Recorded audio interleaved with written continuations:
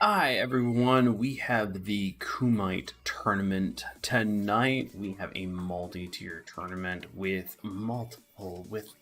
tier 10, tier 9, and tier 8 ships all together. 5v5 action. I cannot wait to see how this all rolls out. Let's actually go into the tournament view here. As we can see here, we have a bunch of teams. We of course have Pramo, which of course is hosting tonight's tournament.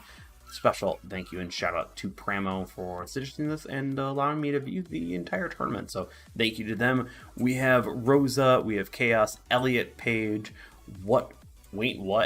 I let the name there right there. Toxic Inc., which I guess is a returning champion right there. Rodrade, M, Membrello.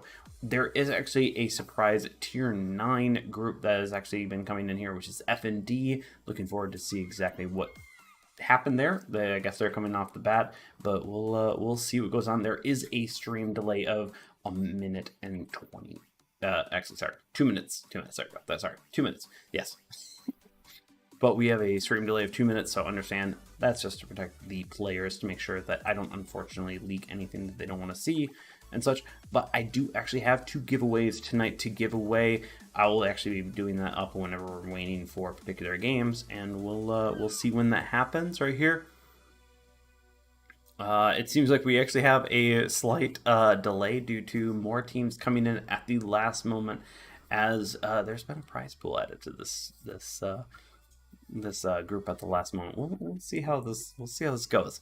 So we do have a little bit of time here, but right here, of course, Pramo is an incredibly good group here, along with Toxic Inc. We've seen them overall multiple times within Rules of the Wave.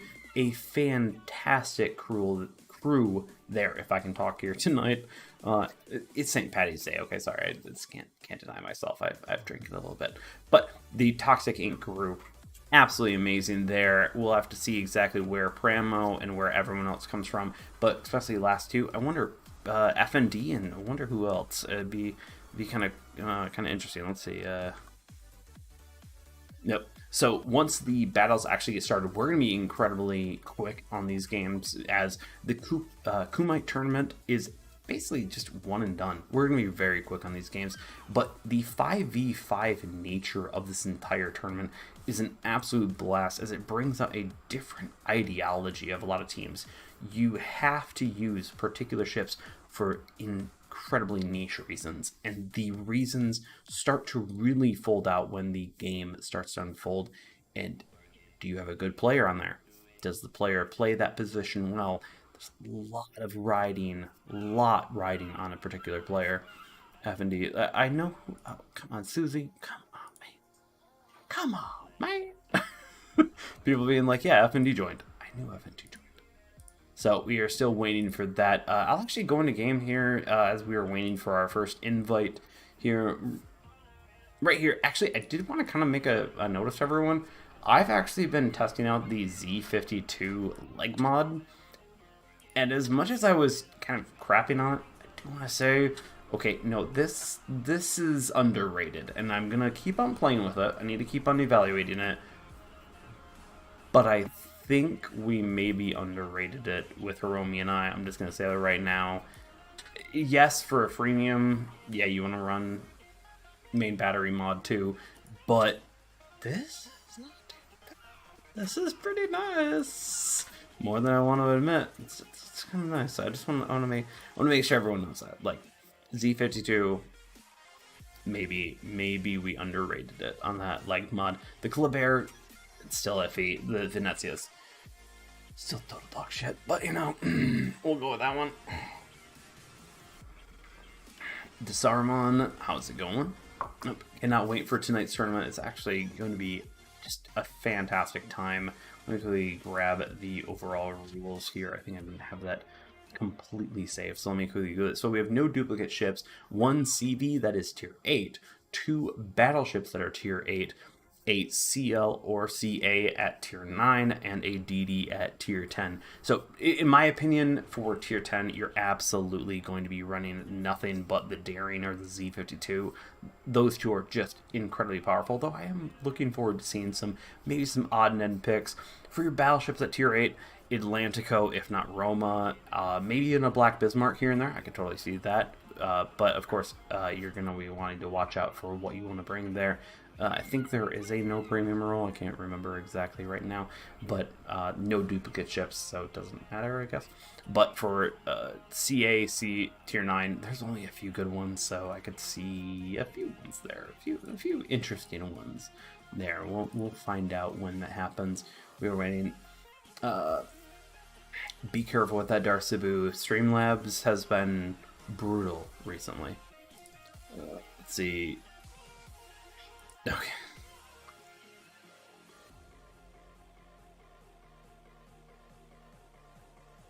Yep, so we're just waiting. Unfortunately, there is a bracket update that is happening right now, as there will be a 10th and 9th team added there. Oh, Darth, don't worry about it. Streamlabs will actually yell at you for literally just being like .na or like anything, so just make sure you don't spell it too wrong. And it looks like my kitty wants to join. She looks like she loves this. And now I'm going to get claws all over me. Yep, don't knock over my phone, thank God. Perfect. We've got a game, should be starting soon. We are just waiting, but of course, if everyone is excited for a multi-tier tournament, a lot of different fun here. There's gonna be some interesting chips probably brought out here. I'm waiting to see some more unique picks, especially when you have tier 8 and tier 9. You're able to bring in, per se, some more odd ones, but then when you have a tier 8 CV versus a tier 10 DD, the DD is really going to be the main pick there. That's going to be interesting. Are they going to go with meta? Are they going to go unique? How are they going to go with that? That's going to be the fun part of this tonight overall, and I'm looking forward to that. I don't know if you guys are, but let's see about giveaways. I think I'm going to wait for one game. We'll see what happens here. Hopefully everyone is having a good night overall. I decided to grind Kleber after the leg mod. Koru, interesting. You actually want to go for the Kleber leg mod. I see why. It's just, is it worth the effort? That's my thing. Like the Venezia, you can clearly go like, no. Z52, I think we were wrong on. The Kleber, though, is a quality of life upgrade. Is it worth that $16? Is it going to change the ship in any way? That's kind of the problem with a lot of legendary mods in this game, is there's a lot of them that are they worth it? It's like the Montana one. I think that's a great one. It does help, but do you really need it? That's the better question. I don't know. We'll have to find out. Ricardo, thank you for the like. Thank you very much for that. Everyone on there, once again, I'm on 4 different streaming services tonight. Everything is running smoothly. So far, I'm looking forward to streaming to all 4 platforms tonight and covering the Kumite tournament that Primo is running. Just waiting on the first invite, and we will wait to see exactly when that is. We're still waiting. So, we'll find out. Hopefully everyone is enjoying the full background here.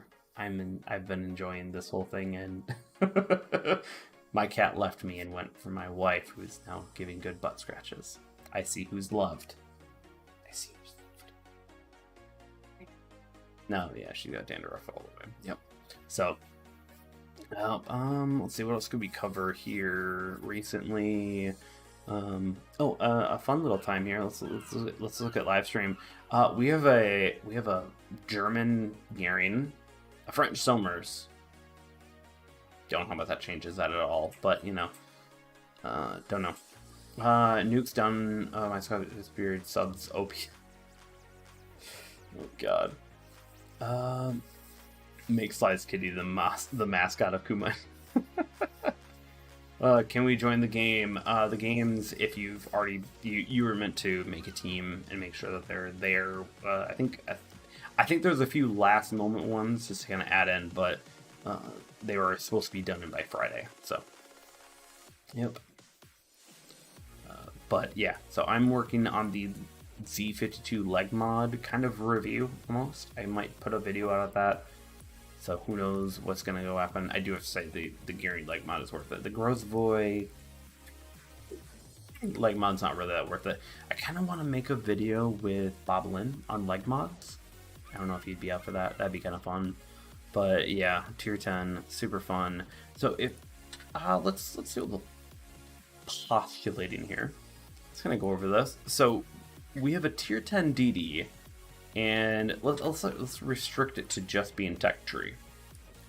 If I had to choose any of these to bring a tier 10 DD to a tier 8-9 fight, you could bring a Holland. A Holland would be absolutely a fantastic ship. Brings support, brings torpedoes to absolutely just flood, and also it absolutely annihilates cruiser or carriers.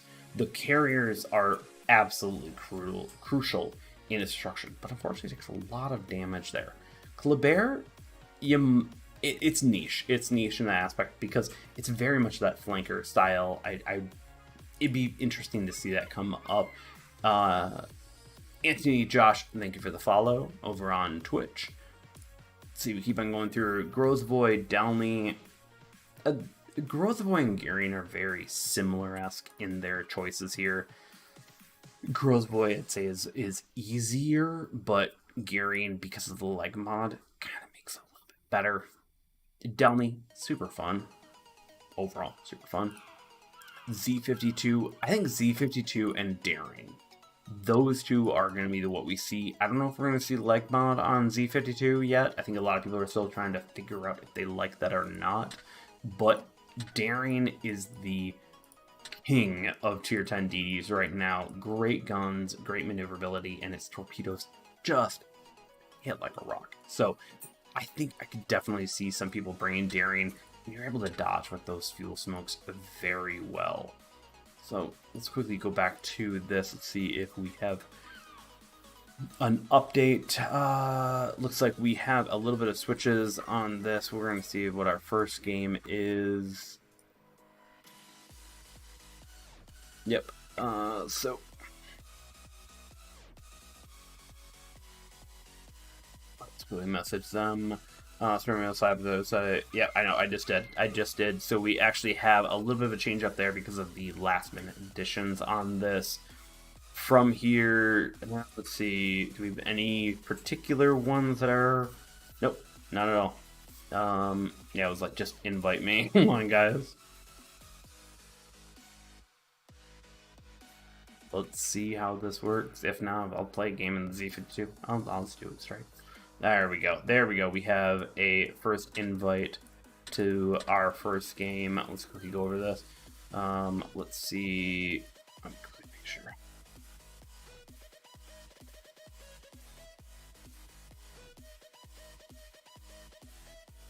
Gotta make sure I'm knowing what I'm watching, right? So, let's see. We have. Yep, I'm grinding the Gearing too. Good. Gearing is an excellent DD. It's just it's very basic, and that's not a bad thing. It just does everything. And some games, that's all you need your DD to be. And that's the fun part. Yep.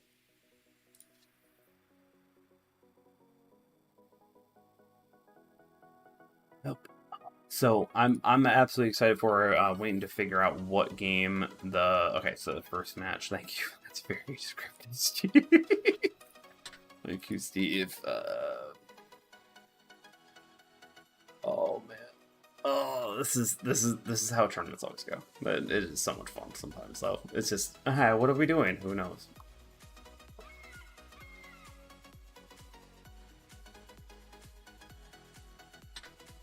First match. What are we doing? Yep. Love here again with the John 7 best gearing. Oh.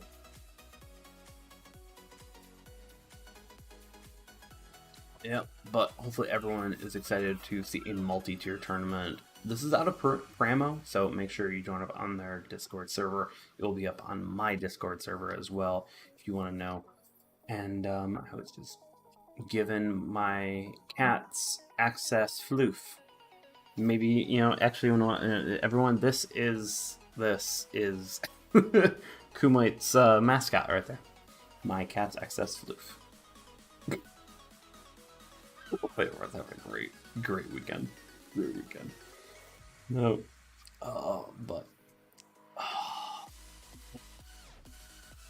it's been a fun day. Let's quickly go to the live stream. Winners bracket round 1. So we have Mel Burrell versus Rosa.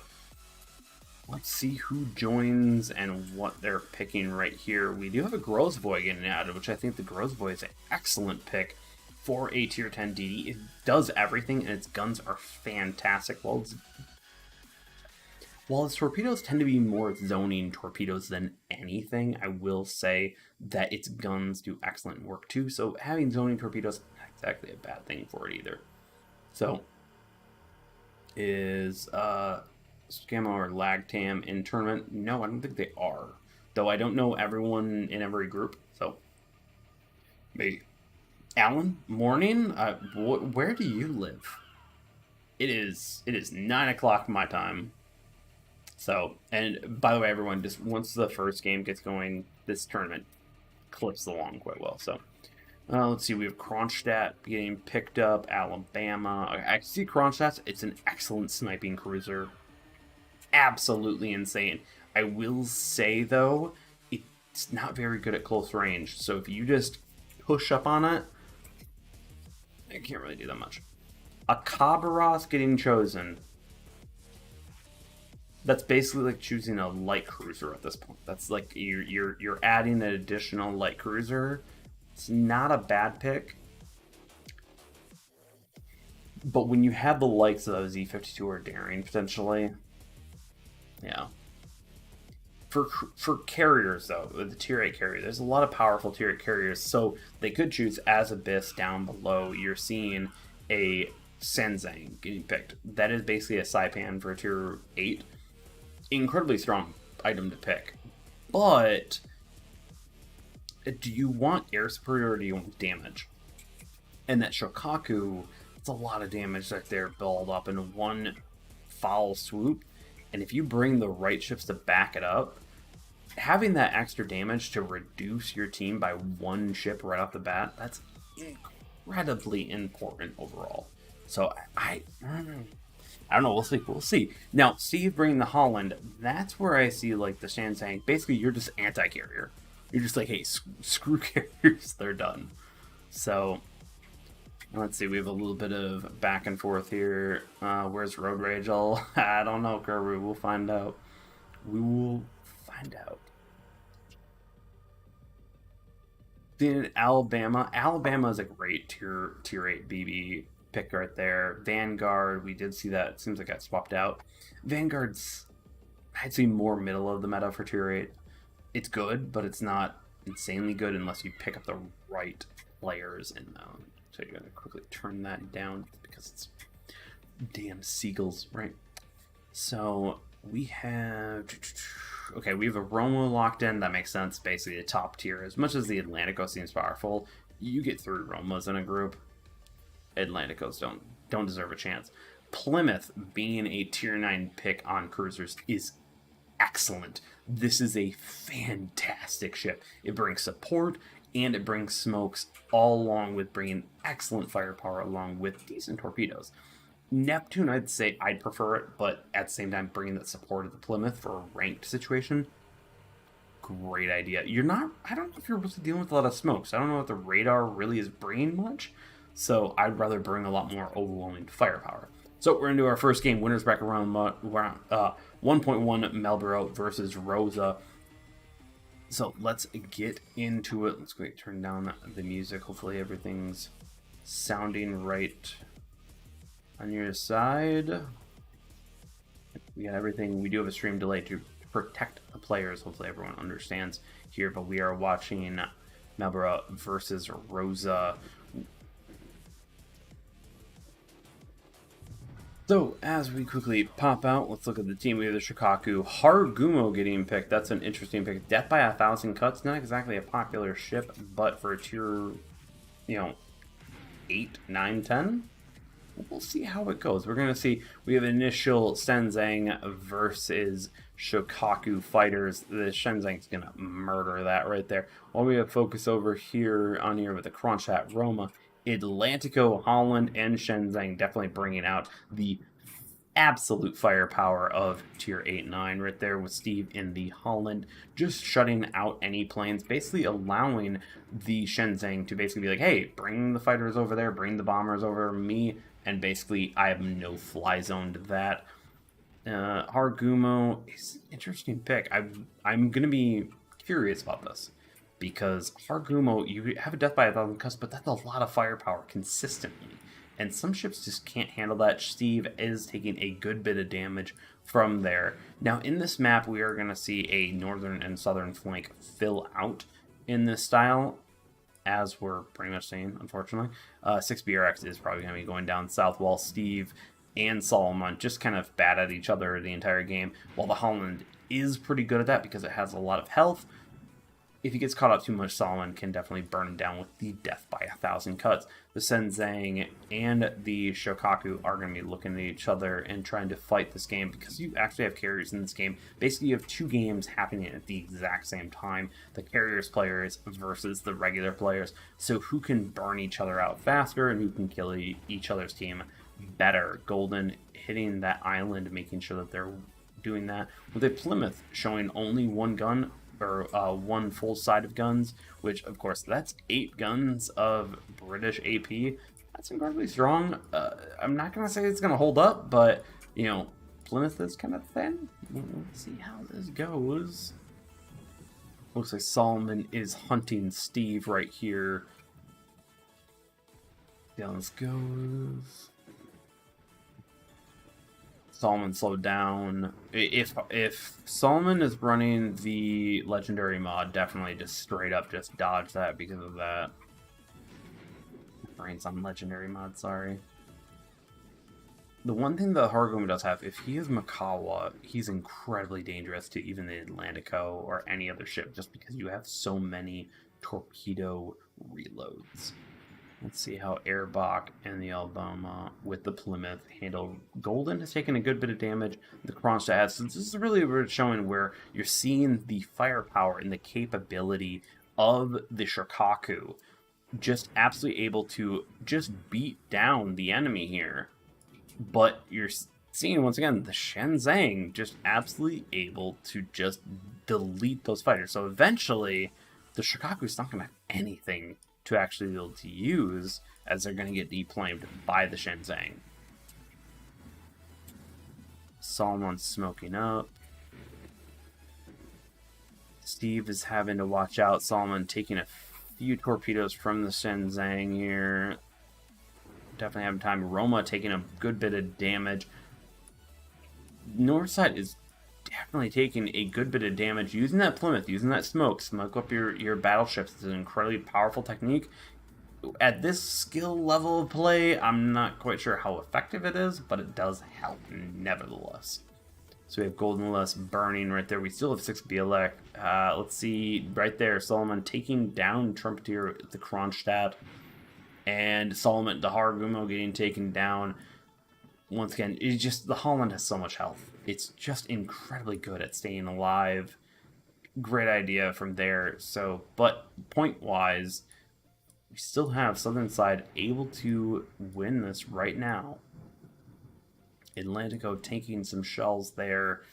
Golden needing to watch out, but Shenzheng slowly depleting the Shokaku of bombers. But that extra damage that Shokaku is bringing is key and critical, I believe, to this fight, because they're able to absolutely just dish out a crap ton of damage to these ships while losing a lot of fighters, but you're able to kill something. And that is key and critical sometimes, is you just need to kill one. The Golden going down. Now right here we have a mix, 10 down. Let's see how this goes. Plymouth's got to hide. Shokaku there, they're up by 10. 5v5, you don't have to do much and you win. You just sometimes have to just survive. See how this keeps on going and rolling out here. Airbox pulling away, Plymouth moving forward. Those 16 guns, they are brutal if you can aim right. You can do that. Unfortunately, Shokaku is just on fire a bunch and going down right there, allowing for Steve's crew to be able to win with focus. If they can bring out another win, because the Atlantico is just tanky. Unless you're burning it down or flooding it, the Atlantico is an incredibly tanky target. The armor is ridiculous.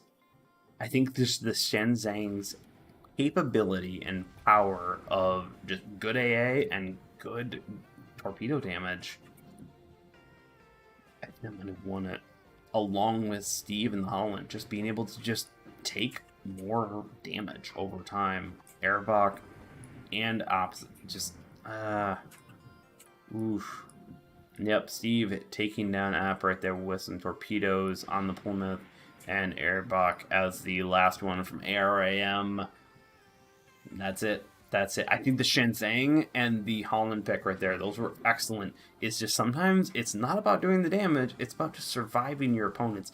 And you saw Golden hitting that island immediately. Yeah, he was taking a lot of damage, but he was right there just being that brunt object that the Shokaku was taking, while the Shenzhang was just burning down the planes. So that was expert play there.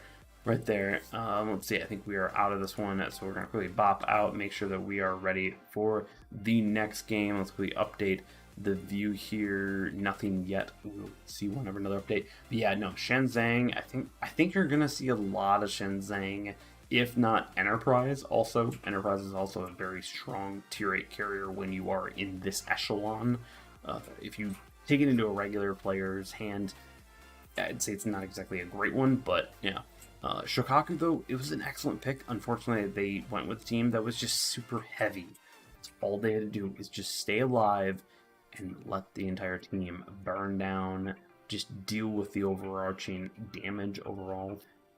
They did better. So, great work on that for Winners Bracket Round 1-1. We're going to wait for everything here. Oh, man, this is fun. Should we start? Should we? Should we? Everyone up for 1,000 gold?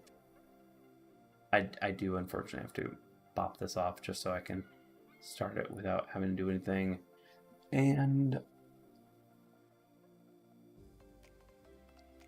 I think start it if Cloudbot wants to. Come on, Cloudbot. Don't do this to me. Don't do this to me. Not tonight. Not tonight.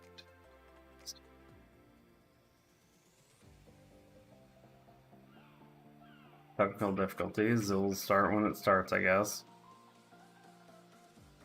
There we go. Alright, perfect. It will start soon. 1,000 gold giveaway. Everyone, make sure you send me your server and your in-game ID through a DM. I need to be able to have a direct way to send you a code. So understand, mostly it's your server, not your in-game name, but I just want to make sure. Just in case, okay? So make sure everything's good. We'll go back to the Kumite server. So the 1,000 gold giveaway has been started by Wargaming. Wargaming has given me these codes for this month. Special thank you out to them for making this possible. And hey, 3,000 gold. Can't complain, right? Can't complain at all. Let's really go through it. Quickly make sure we're on the right server here.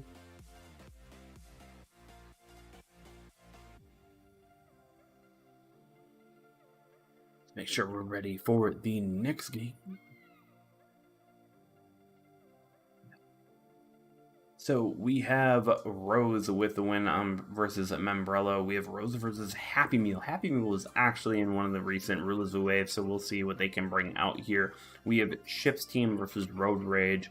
Toxic is going to be going up against Pramo versus Elliot Page. I'm going to be very interested to see exactly what happens there with Wait What versus Chaos in Winners Bracket 2-4. What I want to see is exactly what's coming up next. We actually have another invite here. Let's really go into this. This is going to be a very quick tournament, so I'm hoping this has some rollover here. We're going to go into live stream here. We have Aurora Base Capture. So Aurora is a map that is absolutely key and critical to map positioning. I have a feeling turtle strats. I know it's going to be boring, but the thing is sometimes you can learn from those turtle strats. See exactly where they position themselves around the map. That will be very helpful in understanding how to win some of these maps and win more consistently in this game. So we have the next round right here. Let's go in. Wow, slow. I haven't seen you on. We have F&D's team here. Let's do this. They were last remaining section there. Host, Happy Meal host Rosaline. Okay, yep, there, perfect. Sorry, we're just making sure we got this. So we have the side right here. Let's quickly view here. Up here we have a Shikaku versus Tenzang again. So let's see if that changes up. Oh, we have a Gearing being brought in with the Roma and Seattle in Splo. Now, right here off the bat, you're seeing immediately Shenzang going right for the fighters, baiting that. You're gonna see this with Alistair and the Z52 Atlantico, Shenzang, Okia. Let's quickly bop over here. Monarch, it's a great tier 8 ship, and the Attila Regolo with blue gaming Dino. Interesting pick there, as it has excellent sap for its guns. Torpedoes are incredibly long range and potent if used right, and I do know Blue has been enjoying that ship a lot. So we'll see Alistair and the Z52 absolutely getting focused. Makes sense. Z52 is a just absolute powerhouse, and we have a Shikaku. You are going to be absolutely focusing a DD off of that. That's how Hakuyu and everything. They're such high skill carriers because of the power they bring, and the Z52 is incredibly strong. We'll have to ask Alistair later if they are running the leg mod or not. I have heard some things. Well, we have Splo over here sit by themselves. It's more of a support cruiser. Not sure why they're all alone over there. We have Just Dodge, Flying Dumbback, and Mercury. Gearing is an excellent pick here because of just the capabilities that they're bringing out. To me, I could totally see this being a winner overall because it adds just about everything to your team. No big issue. So, Ling Ling, the Monarch, it unfortunately is it's a bit squishy. It is a bit squishy, but with Blue right there, you're going to see definitely a fuel smoke being popped up, helping that Monarch stay alive a little longer. Down over here with Atlantico, Shenzang. Shenzang, of course, is just straight up murdering the fighters, keeping their fighters together. It's actually something that I learned as a carrier player, that the Saipan and the Shenzang, you want to keep your fighters together, and that just makes them overpowered. So make sure you keep them together. Looks like Ling Ling is getting targeted by the Shikaku, taking a lot of damage, and unfortunately that probably might be the first one going down. But Splo has been taking a considerable amount of damage from Alistair and Soulfire here. Ling Ling going down to the Shikaku. That's the thing, is the Shikaku definitely needs to use its bombs that it has and its torpedoes to just deal devastating strikes to the enemy team before it's deplaned and basically be made irrelevant in the game via the Shenzang. Gearing has taken a good bit of damage from both Alistair and Blue Gaming, and unfortunately they are both going in on there. That is not a good play for the Gearing, getting taken down immediately. Now what this is going to cause is that if the Shenzang can properly deplane the Shikaku, basically now the Regolo and the Z52 can absolutely just play with their targets. Yes, they have Splo in there to spot them, but you got a Roma and Atlantico just ripe for capabilities right there. But Atlantico still getting taken down by the Atlantico taking down the Regolo right there. That was a good shot from that side, from Flying Dumbback. Soulfire taking a good bit of damage. Yeah, this is where the Shenzang unfortunately is not really helping its team as much as the damage that the Shikaku brings, and that is going to, unfortunately, I want to say, might allow this to win. Alistair is pushing on Piranha right here. There's some very low damage health here. Piranha getting taken down by the Z52 with Alistair, and Splo is probably not too far. I actually want to say, is Splo dead in the water? Yeah, I think Splo is dead in the water. Oof. Oh, that's a rough pick. After a few minutes in the game, that's just decided that it is done. Oof, that's not fun there. Flying Dumbback is getting targeted by the Shenzang, and now it is just Shikaku versus a Z52 and a Shenzang. there's got to be only a few more planes available via the Shikaku, so we'll see Shenzheng definitely hunting right now, using those fighters in order to absolutely murder those planes. You can see it when you pair them together. They just hunt together, and they're incredibly powerful when they're by themselves. Okay. But you can see they're absolutely murdering here, and they're trying to protect Alistair at all possible. Watching it. Yep, right there. They're going after him, and unfortunately now you add in the Shenzheng's base AA right there. This is great, really great actually. Carrier gameplay to see if anyone is interested.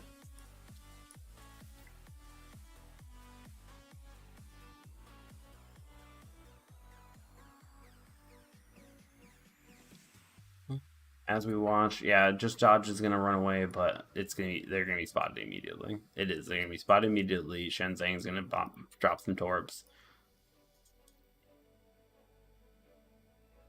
Let's see.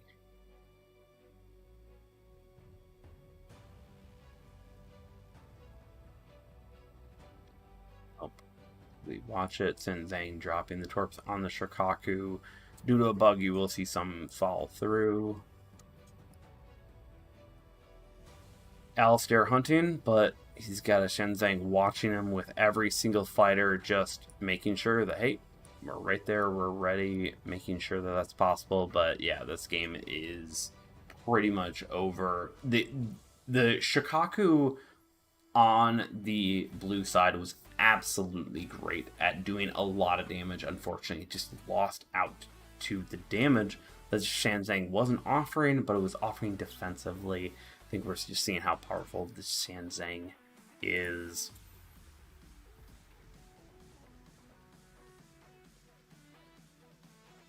Yep. So make sure you are adding in @raffle in order to add in to, or !raffle to join in on this. Let me quickly fix this up. I just want to make sure this is all good for that, but we do have the win going to Rage here. So yep. I think it's got to be that the carriers are really making this game right here, but that tier 10 DD is just, you have to bring the right one. You have to bring the right one. You can see Splo right here, unfortunately, seeming to have gone down, unfortunately, during the game. Splo is an incredibly powerful character, so that's unfortunate. Loss of a lot of firepower right there. But yeah, Monarch, if you have the right commander behind it, it's definitely a tanky ship. It's a fun one though. Let's get back out to make sure that we are ready for the next one. Let's make sure we're ready. And we'll go over to the team right here. We have Pramo actually taking a loss versus Elliot Page. Then we have Toxic Inc. versus Elliot Page. Toxic Inc. once again is the returning champions here, so we're going to see how Elliot does against that. Wait What versus Chaos Crew, we're going to find out there. And yeah, man, I have to say the carrier gameplay, this is going to be key and critical tonight. That's how powerful carriers can be. If you have the right carrier main on your team, it can definitely act as if it's the other two players in this game. That's a tough one. That's why you don't see them very often in Rulers of the Wave and so many other tournaments. Carriers can be so influential. But also, if you play with the idea that the carrier's coming, you can also influence that too as well.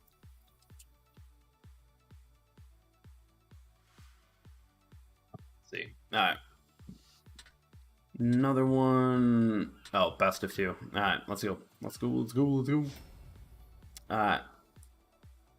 So, shocked they didn't restart the match. Unfortunately, after a certain bit of time, you don't restart the match. I'm betting that Slow died out after that restart, unfortunately. Yep.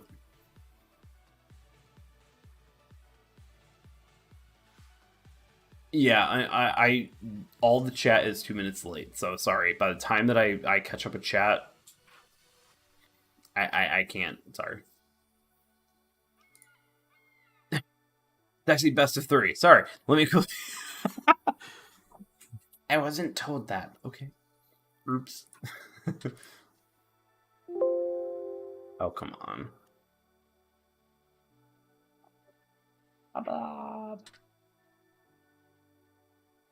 Yep.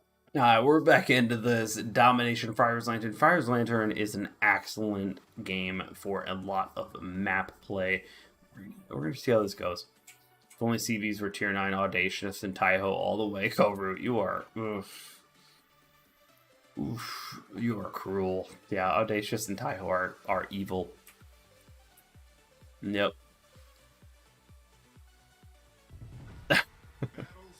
Let's quickly go over the teams once again. Come on, go to, there you go, preview. Yes, it take a little while. So we have no change-ups from the team.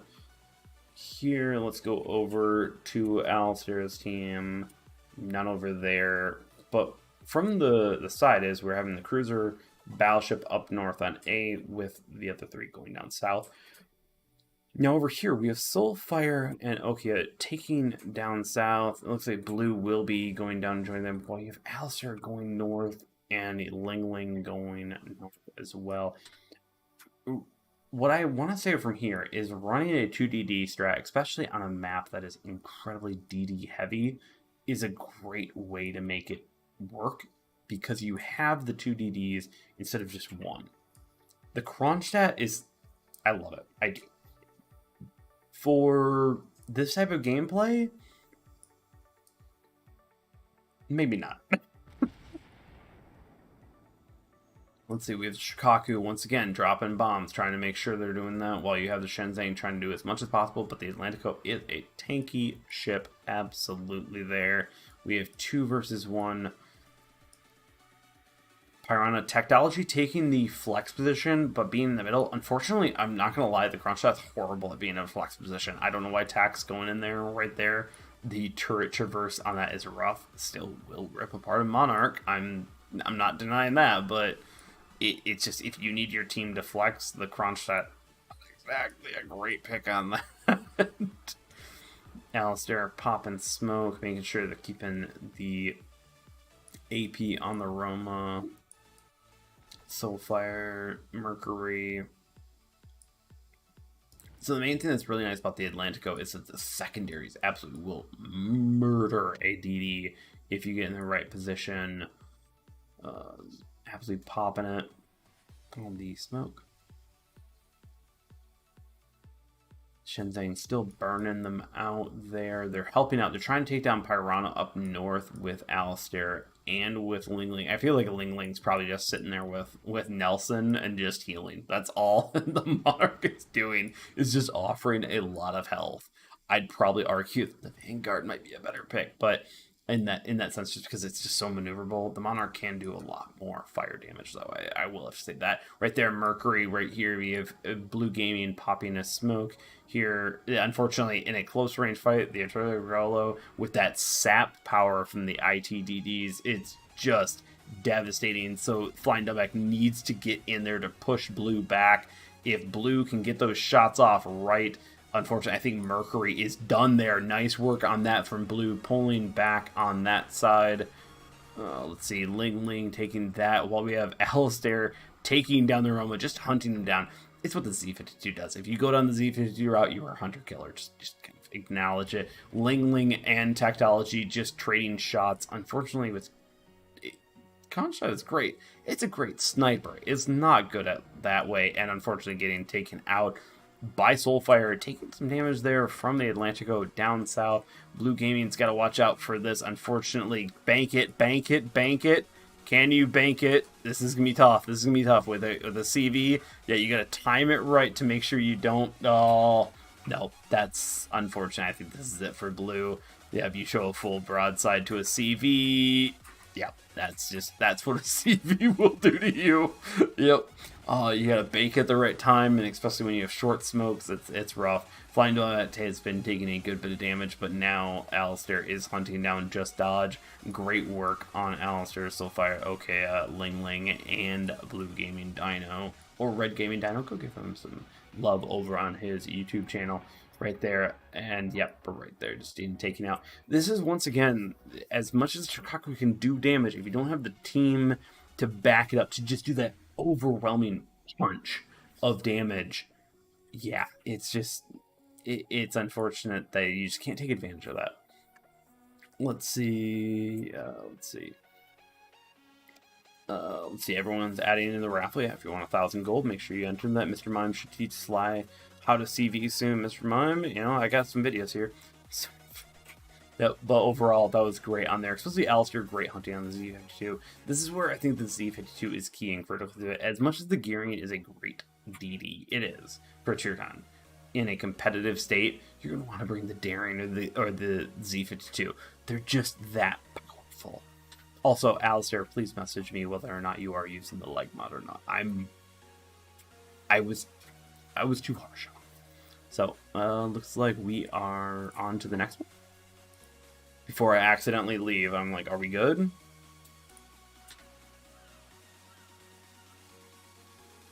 Type. I'm gonna say we're good. Okay, back out before we accidentally. Let's go back to this. Let's see. We have Ships team versus Road Rage. Road Rage has one to go up against Rose versus Happy Meal. Down here with Chaos Crew versus Wait What L. Chaos Crew has gone forward with Toxic Inc. versus Elliot Page, which I think is what we watched. Unfortunately, they didn't tell me who I was watching. So we're just guessing, and Toxic Inc. tends to be whoever Soulfire and Alistair tend to be on, so I'm just going to go with that, probably.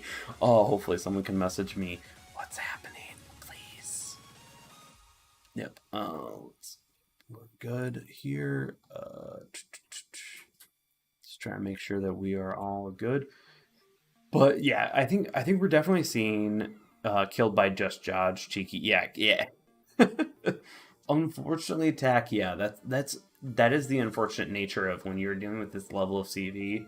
Even banking on a island is unfortunately a death sentence, because they're gonna have one purposely put you in a position and one strike you. So, yep.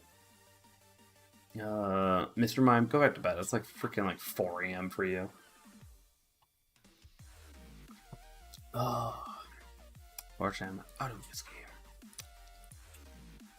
Let's keep on seeing. We've got an update on this.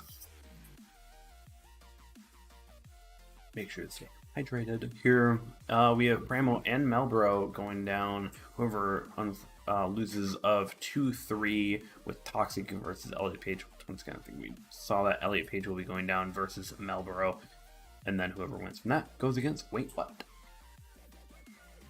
So, yep, and make sure you hear exclamation raffle to join in on the first giveaway. We are giving 2 1,000 gold giveaways tonight. Make sure you are going to DM me in some fashion, whether or not it's on YouTube, Twitch, Trovo, or Facebook.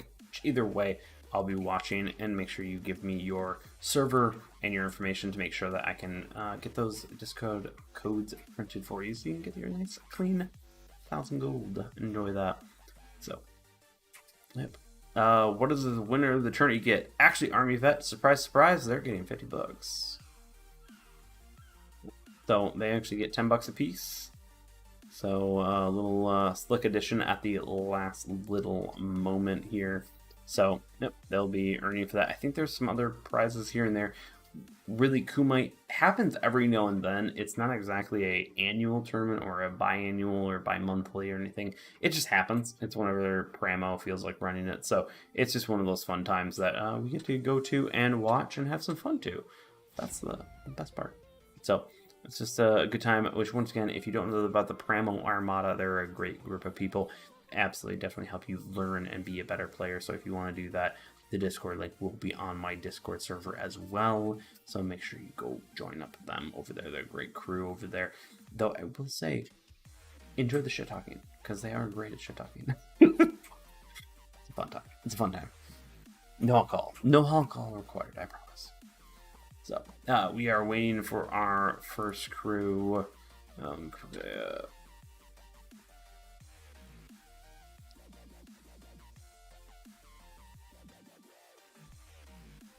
Yep, I'm just gonna make sure we're knowing exactly who we're doing and what we're watching. That would be a better way to say that. Ship's team is going to go up against whoever in 2-1 loss against Pramo. So we got that. Wait, what? Yep, do that. Waiting for more invites. Okay, it looks like we might have Friar's Lantern again. Actually, let's go into this. Hopefully everyone is ready and joining. This certainly has better team names. Attack.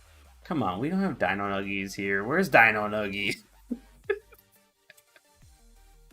Everyone, let's quickly pop over here, and that way I can also view this. We have 15 people. You have a pretty good chance then. Man, over easy. If you get this again, everyone's going to say it's rigged. I'm just going to say that right now. And don't forget, if you want to, you can also make sure you're a follower on Trovo, Twitch, or Facebook, and you can actually get additional entries on there. So if you want to actually win, you can help out grow this channel by joining and following up over on everywhere that I stream there. So we'll look at this. First up right here, we have the Smallland. I actually am totally okay with that addition. So the Smallland is a little tankier in terms of smoke Holland. Definitely can see it. I like that. You know, just that it's a Holland, trades out the extra heal for a smoke. I like that. I'm personally, I would love to have that one in my account, but yeah. Ibuki. Ibuki is quite an interesting pick, especially with Indomitable. Okay, winners bracket round 2. Let's quickly go over that winners bracket round 2. Game 2. Okay, so we're on 2-2. That doesn't make sense. We'll figure it out. We're watching a game. So we have a ship has a no name versus Steve. So let's watch this. I think the Smallland is a great pick. It's a very versatile Holland with the ability to stay alive via the smoke. Once you get out of that, and lose it is unfortunately going to bite you in the butt. But we'll find out how that works out for this team. Friar's Lantern, once again, this is going to be about map control. Each team is not bringing any form of secondary DDs. So we are just basically matched up to who can do better. We have an Indomitable versus Indomitable, which is disgusting. Unfortunately, LeBlanc backed out. We're out. We're out, everyone. Back to port. Now, I wonder what happened. Find out.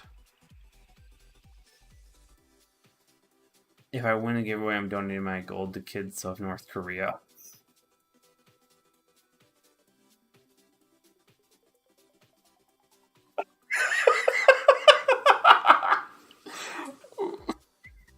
Good enough. Oh my god, Arby. Oh, worth it every moment. Oh my god, that was good. Oh, what the crap is going on here? Wait, am I supposed to... What? Everyone's adding the raffle. Good. Yep, we have, while I have it on the game, we have 6 minutes left in the first raffle. Make sure you're ready to send over your information via DM specifically, because I'm going to need to send you that later. So,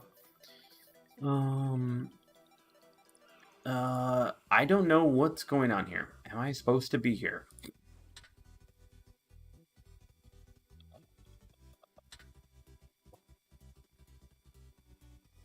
Who knows? Who knows, everyone?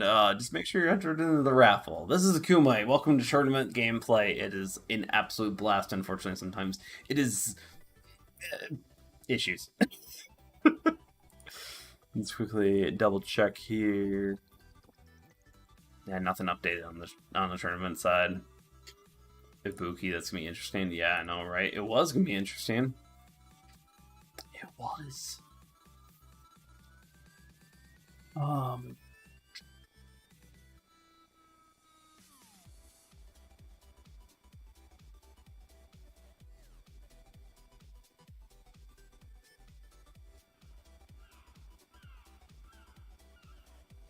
me make sure I'm having to check chat here, unfortunately.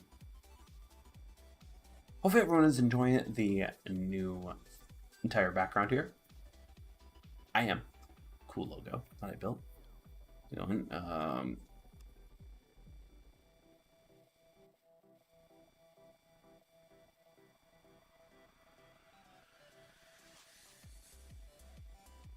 Let me see. I don't know if I should stay here. I don't know. Like sometimes when tournaments are run very quick, it's just this happens. It's life.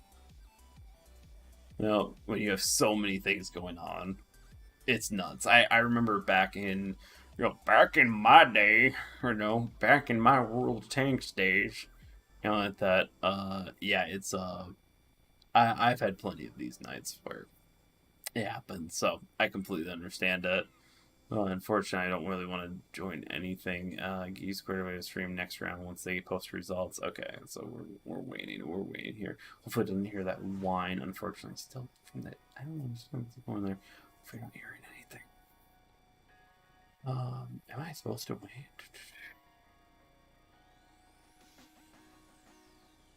We have some rules to potentially go through. A technical defeats. Ooh.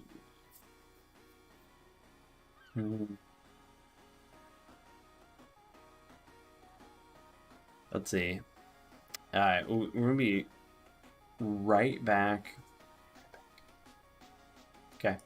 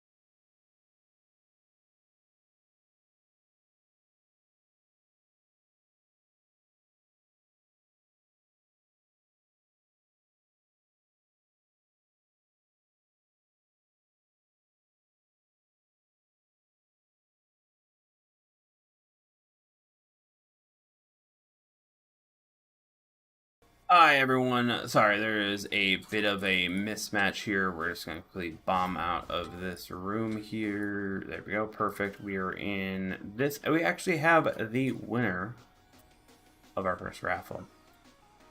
Fortunately, I have to make sure that I do this in the right way. Yeah, actually, we want live stream. We're going to be right here. Yep, winner of our first raffle for tonight, 1,000 gold, is Captain Cheese. Captain Cheese, you win 1,000 gold. Make sure you message me and let me know exactly where to send this information over to, as you will be getting a code for a 1,000 gold giveaway from Wargaming there. Thank you once again to Wargaming to giving all CCs a bunch of 1k gold discounts to everyone, or not discounts, giveaway codes. There we go. We can do this. Giveaway codes for everyone to enjoy. Bit of love there. Hey, maybe you might get the Mecklenburg right now if you're going for it. It's an excellent ship, or you save it up for something in the future. If you don't do that pretty soon, I will pick another winner, so make sure you message me in some capacity. So specifically, yeah, let's see, let's make sure that I'm on everything.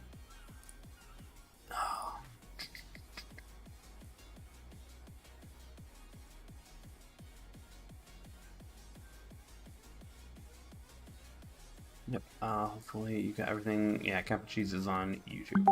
Yep, so.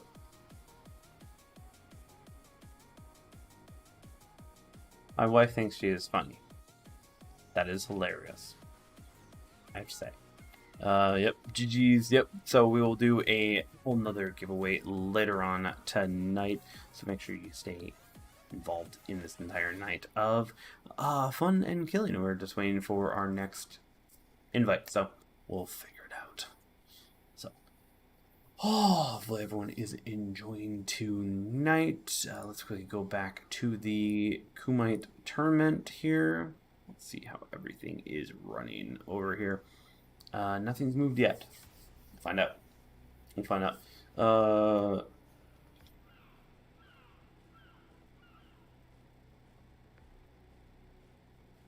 Seems like there's plenty of people in the admin server over here, so we're just waiting for them to figure everything out.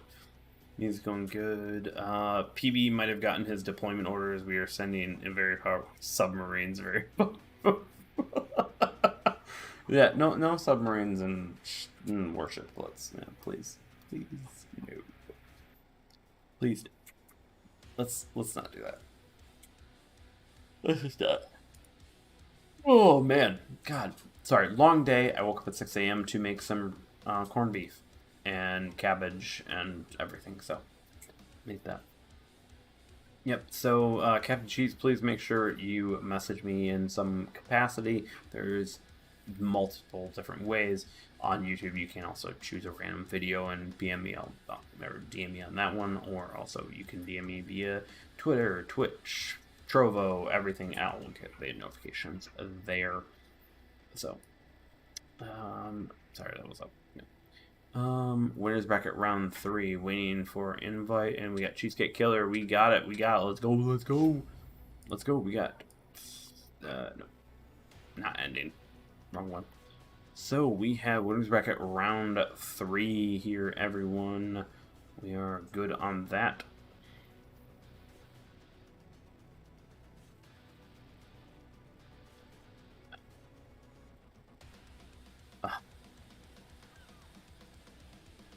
We've got Black Kansas. Black Kansas is an excellent pick right there, while you have the Alabama, Shikaku, Tulsa, Hargumo, Shenzhen down south. Tulsa is a great sport cruiser for tier 9. Atlantico, Smallland, and Turbits. Turbits?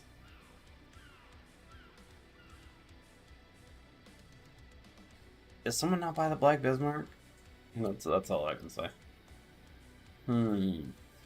So, the Turbits is unique in that it's really old, unfortunately, but you have Nukes in the Sensang versus Towns in the Shikaku.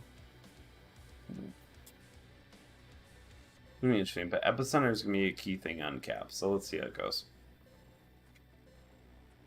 Let's see how it goes. Let's go. We have Tulsa. Tulsa is an interesting pick, but I could see it. Holland with Arsonist. Arsonist is excellent in there. Talon's bringing out that Halloween camo on that Shikaku. Let's go. Yeah, we got Black. Yeah, Black Kansas with Cheesecake Killer. Now over here with Epicenter, once again, you're gonna want to play those caps, or they're gonna add up pretty quickly and lead to your defeat if you don't. So we have Smallland, Tulsa, Tirpitz, Atlantico, and Shenzhen sitting in the back there. Let's quickly bop up to the top. Now the quick alpha that's absolutely coming in from the Shikaku, absolutely getting murdered by the Smallland. Once again, those Holland Smallland just showing how powerful they can be in this entire tournament. Just destroying. Like, this is beautiful. Sorry. It was just like, you know, you've always been a part of those, like, oh my god, I just got struck, and then you watch it just disappear. You're just like, it's just, it's like a perfect sunset. It's beautiful. So, as we can see right here, we do have focuses nuke side with taking a cap early, a little bit. So, Smallland versus Holland, you're dealing with the overarching idea of having the health to heal versus having the smoke to get away. This is really going to be key and critical of who wins it. And Arsonist is an excellent, along with Admiral. They're both very good DD players. They're going to be maximizing their usage of how their planes use. Now, right there actually was perfect. I thought they were going to go for it with the Shenzhang, but they were baiting the fighters on Arsonist in order to drop on them. And you're seeing Arsonist take a lot of damage right there. I think that the fighters could have taken a little more time and stayed around there to keep those bombers alive, but Arsonist taking just a wallop of damage, and Admiral Dunnitz taking down Arsonist. That is a key and critical move to their entire team, just giving them a bunch of points and also limiting the scope of the enemy team's DD play. So the small one definitely can get out of there just because of its capabilities, just like a Holland, but it also has those smokes to keep alive with running away. Monster Man moving in. Man, unfortunately, Tulsa is not exactly known for staying alive. This is where, like, putting a Tulsa between a Tirpitz and an Atlantico, you're just putting it in that support cruiser role. That's exactly what it does. So that's it. That's a great move on that side. We have Cheesecake. Every time the Kansas fires, you have to think of it as a nice large stick. Whenever it does that, it is devastating to the enemy team, and the longer it stays alive, the more smacks it can deliver. But if you can, per se, now have the small end just play with its food, this is where Cheesecake needs to just be able to handle a small end, and Cheesecake, I bid you good luck. That was unfortunate for that. We have Raffi taking a large... didn't seem like a large hit, never mind. Monster Man definitely trying to help out there. We have a lot of movement on that Tirpitz. Taking some damage. Small and not able to help out with that AA that it has. With the Shenzhang moving south, Shikaku moving right there. The point lead, though, is 300, or actually 280 points in advance to this to Nuke's side on this one. Sorry, the teams are not letting me know what teams I am watching. But right here, you can see Cheesecake Killer just slowly being burned down by the small one, doing exactly what European DDs do best, which is basically death by 1,000 cuts and death by 3 fires and 1 flood. Enjoy, have fun. We have Monster Man Raffi. You're seeing the Shenzhang drop a bunch of torpedoes on Monster Man right there.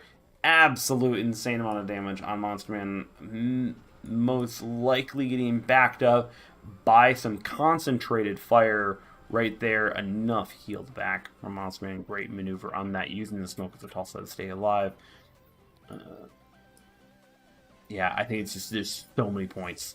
There's so many points. Yeah, I think the Tirpitz is a bad pick because you pick a Black Bismarck and have a lot more firepower there. 454 going down, unfortunately, but they're still trying to keep up that points where they have Monster Man at such a low point rating. Unfortunately, Nukes is spotted, so that is going to be taking some considerable damage right there. Let's see if Wakeless. Let's see if Raffi can't, and Cheesecake. Monster Man, let's see if they can pull this, around. This would be quite interesting. This is actually turning. This is actually turning quite well. I have a feeling Nuke. I don't know why Nuke's targeted Talons there. I don't get that. I don't know why you didn't target Monster Man, finish Monster Man off.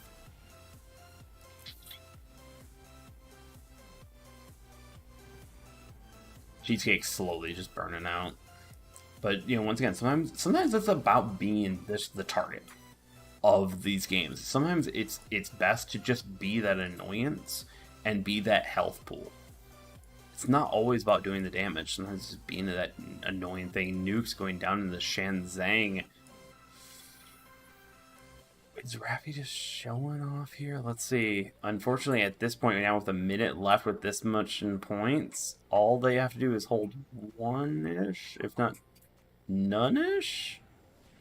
Wakeless, don't get gutsy here. Don't get gutsy here. I think they have to get Cheesecake to confirm the win. No, they don't. No, they don't. No, they don't. They don't at all. They have to stay alive. Wakeless needs to make sure he doesn't die, unfortunately. If you can kill Monster Man with him. Come on. Can you? Nice work, Wakeless. Nice work. Okay, I think that's it. I think that seals the deal. I think that seals the deal. Yep, and now Shikaku. So this is a great idea with carriers, is that when you are a carrier main, or at least trying to be a carrier main, sometimes push up and be that health pool, but unfortunately, yep. Good job on Nuke's side of teams right there. Excellent play right there, using the caps, getting that early cap advantage, and you just kept it long enough that it doesn't matter what they get back to, they're just going to win because they have that cap advantage, and you're just able to keep up with them. Smolin, great pick, and especially that early removal of Arsonist. If you see Arsonist in a game, remove him. He's an excellent DD player. Excellent DD player. We have a few things swapping out, I believe. We're just gonna wait on this one. But yeah, that was great gameplay. You definitely do want to play those caps though. You can't let them burn that long. You can't. Nuke's OP. Unfortunate. Yeah, Nuke's ended up working in that one, but he still died. I think though, just keeping those caps long enough, even sometimes, once again, using your life as just get killed, it works out for you.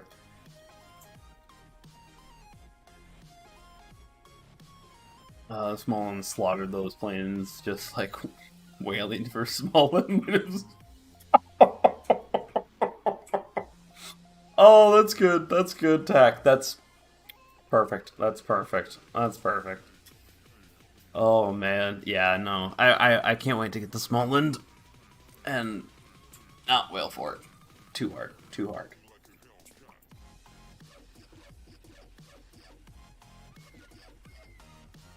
Hopefully everyone is enjoying tonight with these multi-tiered games. I think Shenzheng's definitely showing. It maybe should have been banned. Still a bit. Yeah. Shikaku? Nah, I'm wondering why we're not seeing a black Shikaku. Maybe a CV main in chat can explain why we're not seeing a black Shikaku? Is it maybe seen we're rare enough? It's rare enough? I don't know. Love to know.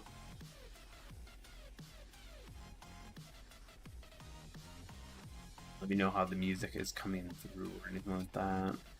We have Haven domination. So Haven is a great position for flanking, but also for turtle strats. There's so many turtle strats you can run on this map, just how the maps is just generally evolve. So love to see exactly how people are going to roll with this. Tulsa, and I don't think that we're seeing any changes here. I still don't see the Turpits. I'd almost rather see him mains in that position, but that's just me. Mains, Roma. God. So many options you could run. Turpits is old. It's old. It's incredibly old. I don't know why you would... Like, I love the look of it. I do. But... I'm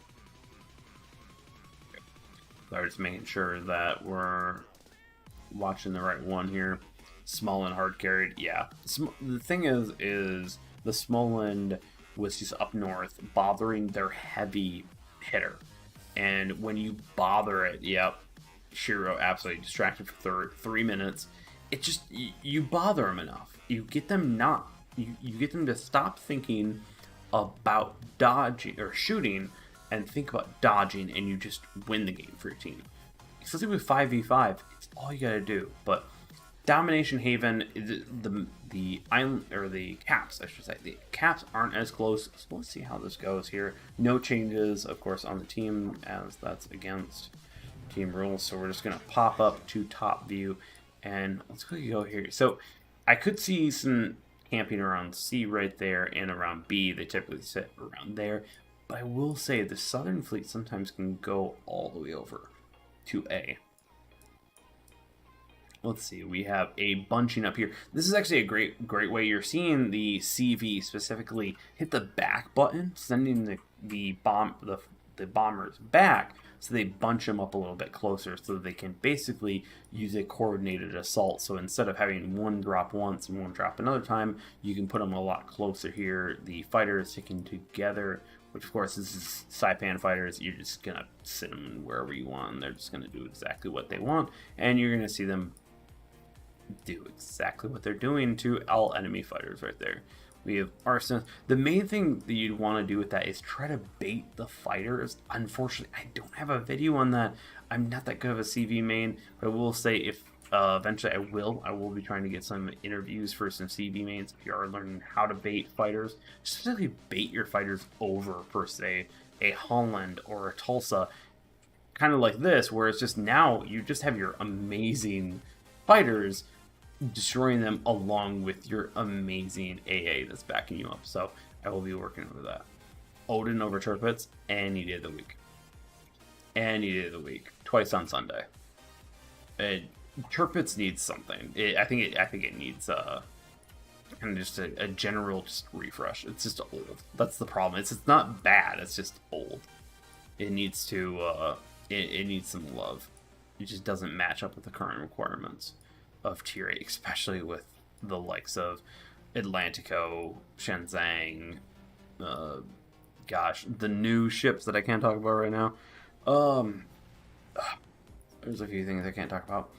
So, Erie over Turpitz, Hocus Pocus. That's a little rough for that's a low bar. Okay, the Erie is incredibly strong.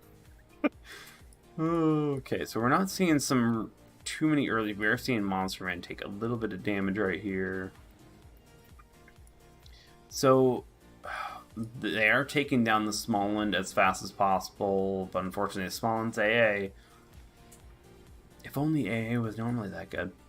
So the Smallland taking this much damage early on is a problem because it doesn't have the health of the Holland to stay alive long enough. So Admiral's got to be very careful, and Talon specifically moving that carrier straight in to make sure that even if they were to launch torps, they have the capability of only taking one or two and potentially having no issues at all. But you've seen a massive focus right here, and the Smallland is just a cruiser that unfortunately absorbs shells. We're going to see if the Tulsa, I believe, will take some shots in there. Great job on Monster Man, but Monster Man going down as well, but taking out the Tier 10 DD, that is rough. This is now time for Arsonist to go have kind of some fun and play, but the Tulsa will still try to push them back just due to the rapid reload capability that the Tulsa can bring. So now, what Arsonist really needs is Raffi and Cheesecake to shut out Wakeless. You shut out Wakeless, now all of a sudden Arsonist can just be like, oh, okay, cool. It's nukes in the Shenzang. I have a bunch of health. I have really good AA. Who gives a shit? Let me go and play. Let me cause floods and fires on these Turpitz and Atlantico, which, once again, is one of those things. If you run into a bunch of Atlanticos, just run away. Run away, start fires, start floods. It's hilariously easy to beat them. It's just unfortunate. There's so many of them. It's still annoying. So we have Arsonist moving on this, moving out, trying to take out, sending out some floods here. Unfortunately, that Turpitz, once again, showing that just, it's a good bit of health. It's a good bit of health. So, let's see, is it gonna flood too? Nope. No, yep, gonna flood. Unfortunately, and it looks like those are perma floods. That's a rough day. That's a rough day. So we have Rage up by almost 20-ish points. They gotta get the Turpitz. They gotta burn it out. Gotta rip it apart before it dies. Yep, there you go, right there. Cheesecake Killer being the Black Kansas is an excellent ship. You want to be able to do that, so hit anything besides water. Ooh, Hocus Pocus, you are evil. Evil.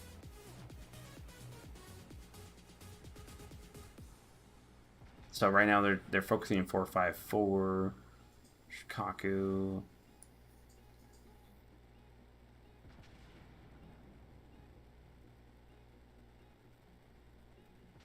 Match to match. Fortunately now the problem is they have to burn a battleship out, and the Black Kansas is just tanky and the Alabama is just decent, so it's what do you do? And your Shenzhang's not going to be making too many moves here overall. We do have some drops on Raffi right there, taking a good chunk right there, but no flood. Unfortunately, Raffi is pretty low. If 454 can make a final shot, it's a little rough, unfortunately. You have Black Kansas, probably, yeah, from firing down south. Arsonist is moving up, just using that health, just absolutely able to just stay alive because how the Holland is. It's a great support battle cruiser. That light cruiser. Sorry, DD. Works both ways. Works both ways. Yep.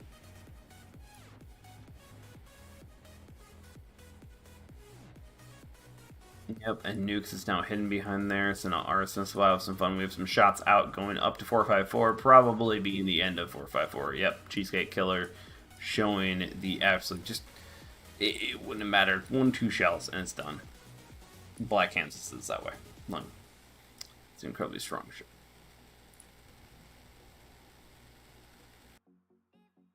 Let's just make sure that that's not being heard. We have Arsonist just going around. I think it was that they knew they had to take out the small end. Admiral Dunnitz took it out very early last game, took out Arsonist, and was able to just wreak havoc on their battleships. So this time, they just said, screw it, we're going for it. So, DZP, best CV. Yep. So, great work on Rage's side right there.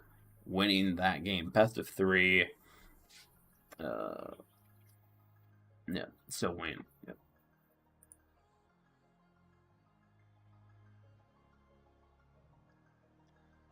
Alright. I think game 3? Yeah, game 3. They just gotta swap it up. Hopefully everyone is enjoying themselves. I think we will wait for the overarching winners bracket finale right here. We have, let's actually quickly, while these teams are switching around here, let's go back over here. We are watching Road Rage versus Rose, if I'm remembering right, hopefully. And with that, Toxic Inc. lost against Elliot Page on that one, going down to the losers bracket. We have a good bit of that. Wait, what? Lost against Chaos Crew. Chip's team lost against Road Rage. Happy Meal lost against Rose. Now we're watching Rose versus Road Rage. Elliot Page versus Chaos Crew. We'll see who exactly wins there. Elliot Page has been on a winning streak right there, so let's see if they end up winning there. We'll go with that. And then down in the southern area, Pramo, unfortunately, lost the first round.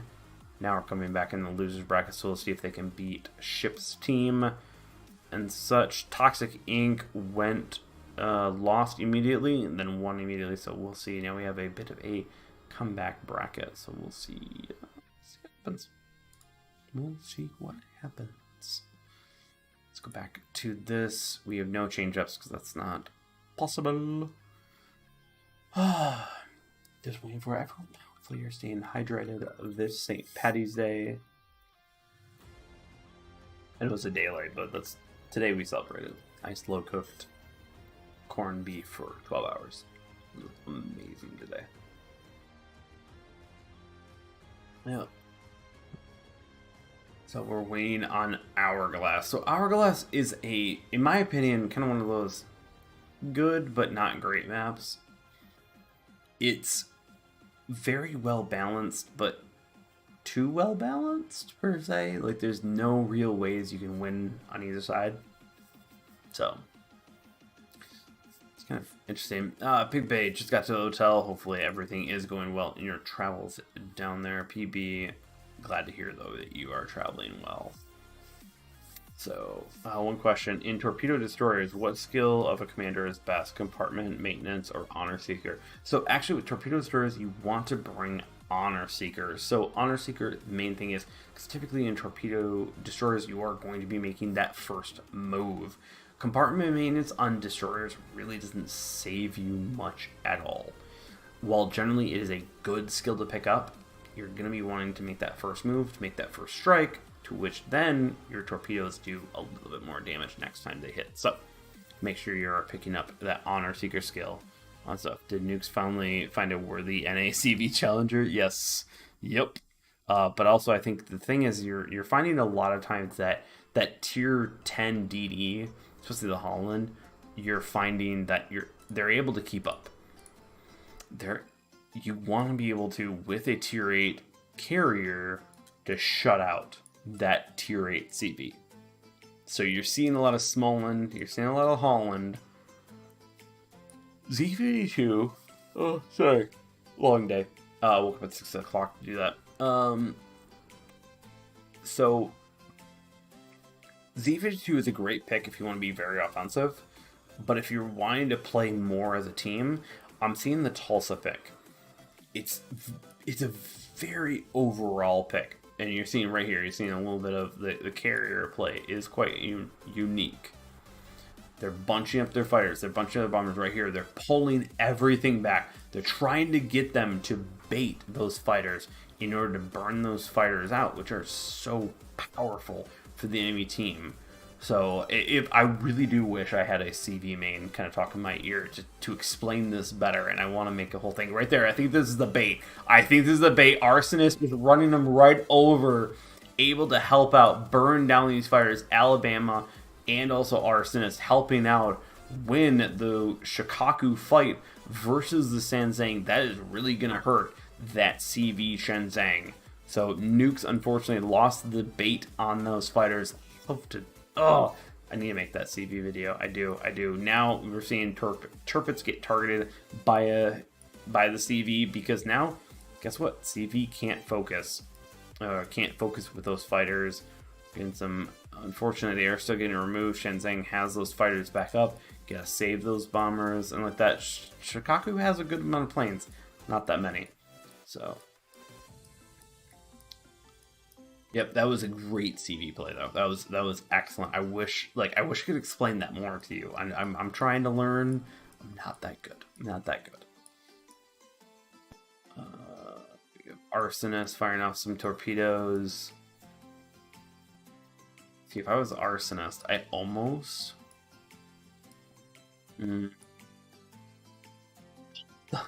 Monsterman and Admiral are basically playing right now. That's hilarious. Well, I was like, he's very careful. Monsterman has a lot of firepower looking at them with Admiral. Now, Arsonist, probably my Bucks on Talon's team. I see who's biased. Yeah, no, that was excellent though. Like you're trying to bait those fighters, and if you can bait those fighters incredibly well, you can shut out Shenzang pretty easily. 454 taking a good bit of hits. Shenzang fighters are going over there, and that's why I think the Holland and the Smallland makes so much sense with a good CV commander, because then you can bait the fighters and just really what's going to counter you, so you don't need to bring a Shenzang. You can just do that. 454 is flooding and on fire. Fire ran out.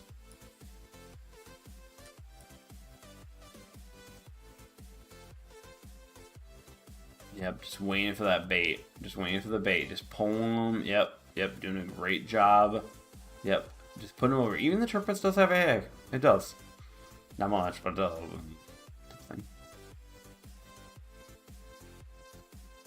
And then Arsonist just running right over Arsonist is not a great idea right there. Losing one fighter group completely, and unfortunately run into an Alabama. Just losing those fighters immediately right there. Just showing the firepower and the AA support that the Holland and Smallland can bring. I feel like I'm watching more CV gameplay than actual gameplay here. And I feel that way. We got Turpets, unfortunately, on fire. Unfortunately, with 3 fires, I don't think that was a smart idea to actually drop on the Turpets, because it's just, it already had 3 fires. I don't know why the drop happened, but now you have 454 with multiple bombers. Yep. So that was a great move. So what the CV probably did is they made the bombers go back, move over to another side, and then readjust. So it looks like 454 is going to be taking that. Talon's taking a great group of torpedoes right there. A large group, side group, going into that entire area. Sometimes with the Holland and Smallland, you're just firing off torpedoes as an area of denial technique, not as actual overall damage. And that's a lot of AA in that area. Yep, not even one group off. Nope, nukes can't even get, nope, not at all. And right there, once again, Smallland launching out torpedoes just right into this larger group. Sometimes you just shove torps down an area. It depends. So there's some Admiral taking a good bit of damage. Nukes.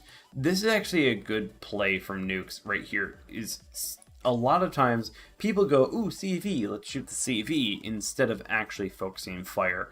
At this level of play, not as important, but I will say CVs, sometimes you have health to give that allows your team to live a little bit longer. so that you can stay alive longer and they can stay alive longer to win the game. So an advanced CV play with this is not a bad play in this situation. Unfortunately, with this level of play, as you can see, it doesn't really work out.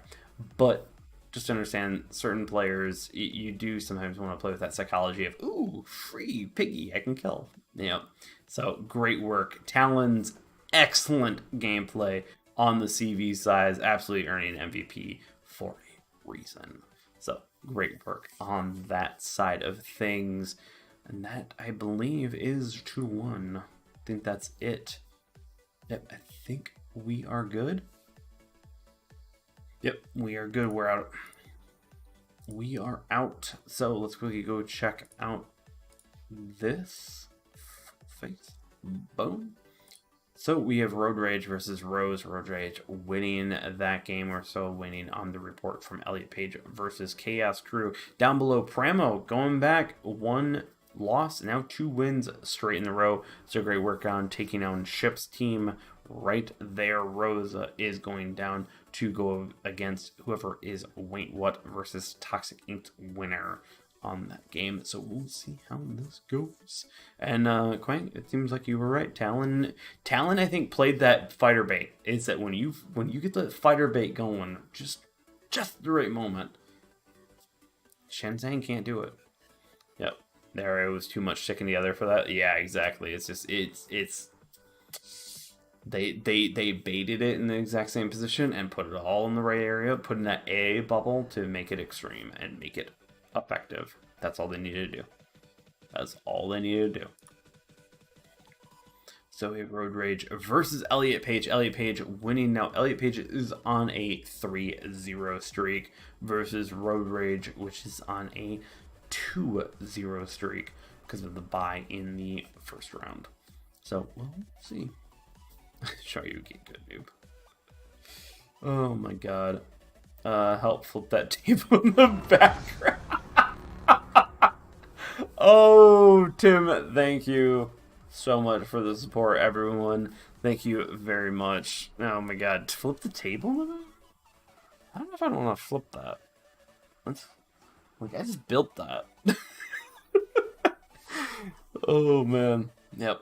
But it's a nice background, everyone. I'm just grateful that the community has been so awesome in making this all possible. So we have our next game that we're going in. This is one thing that I like about the Kumite tournament. So once it gets going, it's going. So it's going. So we have Road Rage versus Elliot Page. Lego. Oh man, the Road Rage is on top, I believe. I thought they were Toxic Ink, but I guess they aren't. No. Rage on Rage Violence. Yeah, this is definitely gonna be Rage on Rage Violent, everyone. Yep. Let me quickly, I'm just gonna message who's versus who.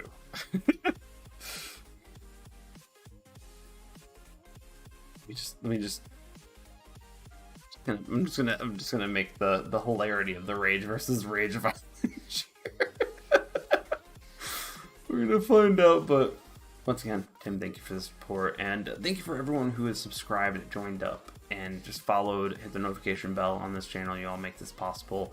Thank you all for the love and support. And also, Pigbay, I believe, is watching. Go give him some love. Go give Red Gaming some love. Romy, Mr. Mime, so many other creators that have actually joined in this channel. It's just all because of you this is made possible. So thank you very much. So you do the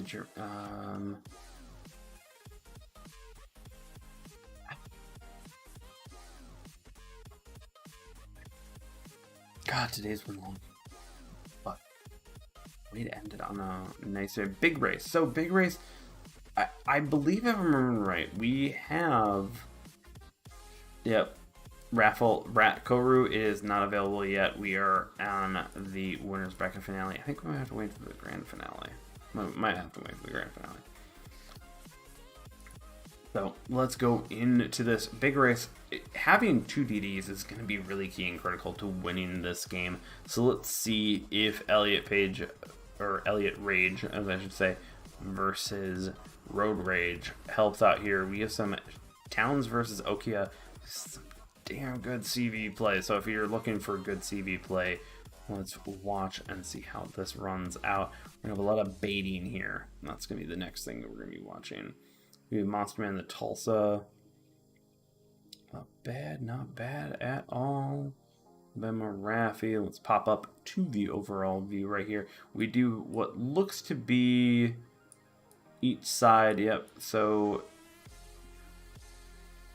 Okia has been able to keep their fighters and just hitting Raffi with a little bit of damage there. No caps taken yet. Blue taking A. This is where they're going to want to make sure that they are taking control of caps. Because they have the 2 DDs to take that advantage. And you have more DDs, you want to play that cap gameplay to win. Seeing the... Yep. You know, Blue, I'm not going to lie, you seem to be a target tonight. You seem to be a pretty big target on carriers. Yeah, PB is amazing, Storm. Yeah, PB is. We need to do another video soon together, if not a podcast. So, Arsonist is going for C. Elliot versus Road Rage.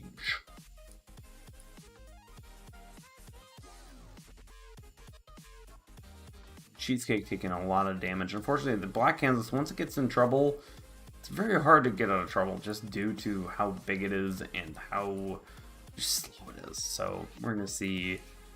Though I still want Alistair to message me whether or not he's using the leg mod on the Z52. Big Bay getting that faux Italian. Love it.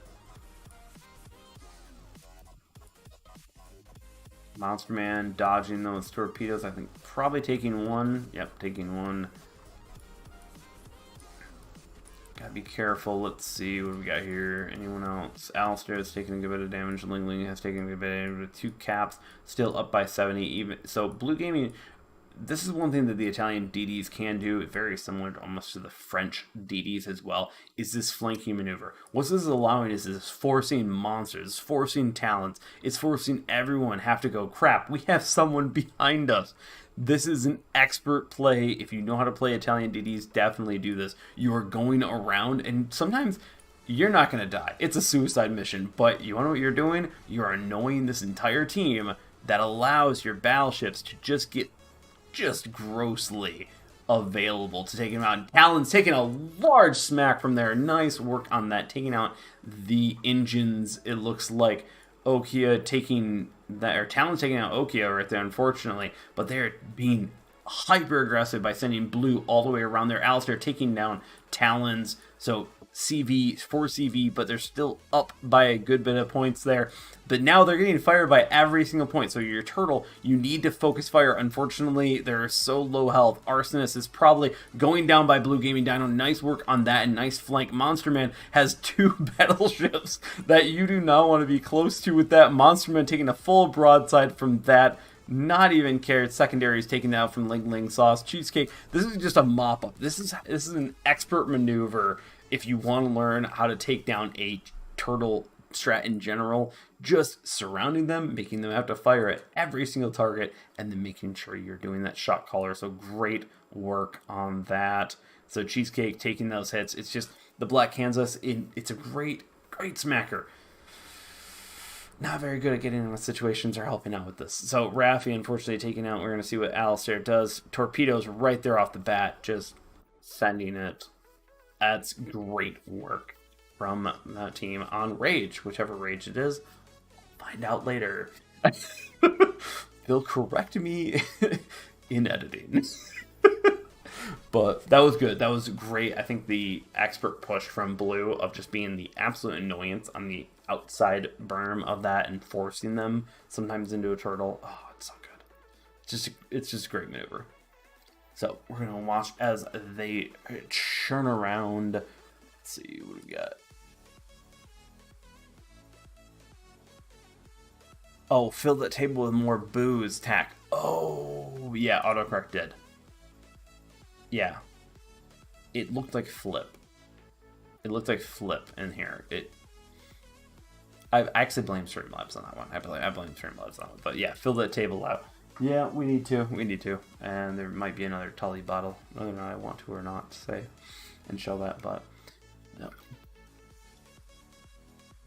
Oh man. Let's see what's the next map. That was excellent job from Alistair, Blue, Soul, Lingling, and Okia's team. Though the CV is kind of taking each other out. That was... Previously, we've seen them kind of more mucking with the teams. This one's definitely more of that. Haunted Seas.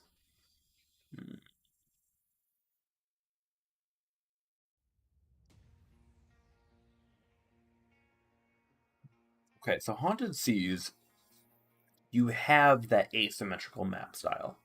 You have one larger cap, two smaller caps, basically two smaller, the two smaller A, B, you just take it for each team, it doesn't matter. C is where the combativeness happens.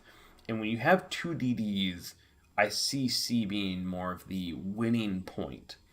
But occasionally we've seen, especially in the lower parts of, let's actually pop up annotate, let's put interact, and like that. But in the past, we've actually seen people go down south, down here, on either side, and have been winning moments for each other's teams. As much as C is key and critical, it's not necessary sometimes. They play it right, so it's quite interesting. So I want to see how these games unfold.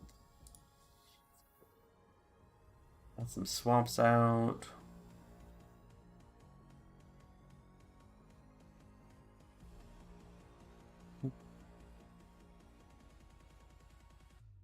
Blue got the advice he just needs, so just dodge.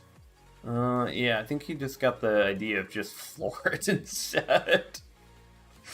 Well, alright. So we have this, okay, Arsonist in the Regalo, swapping out. Okay.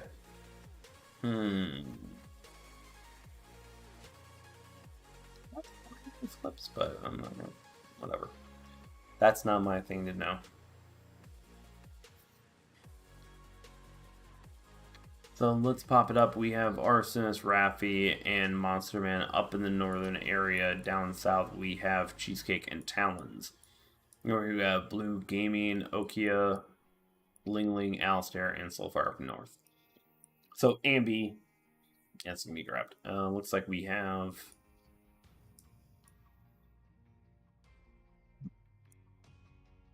Start thinking. Once again, Blue's just attracting a lot of attention. I'm just gonna say that. He's just attracting a lot of attention. We do have the Shikaku taking out some fighters right there with their Shenzang. The help. One cap on either side. Arsonist turning and burning. One thing that's great about those Italian DDs, sometimes you can just straight up be like, instant activate that emergency speed boost. Dots and torpedoes. It's a great move on that side right there.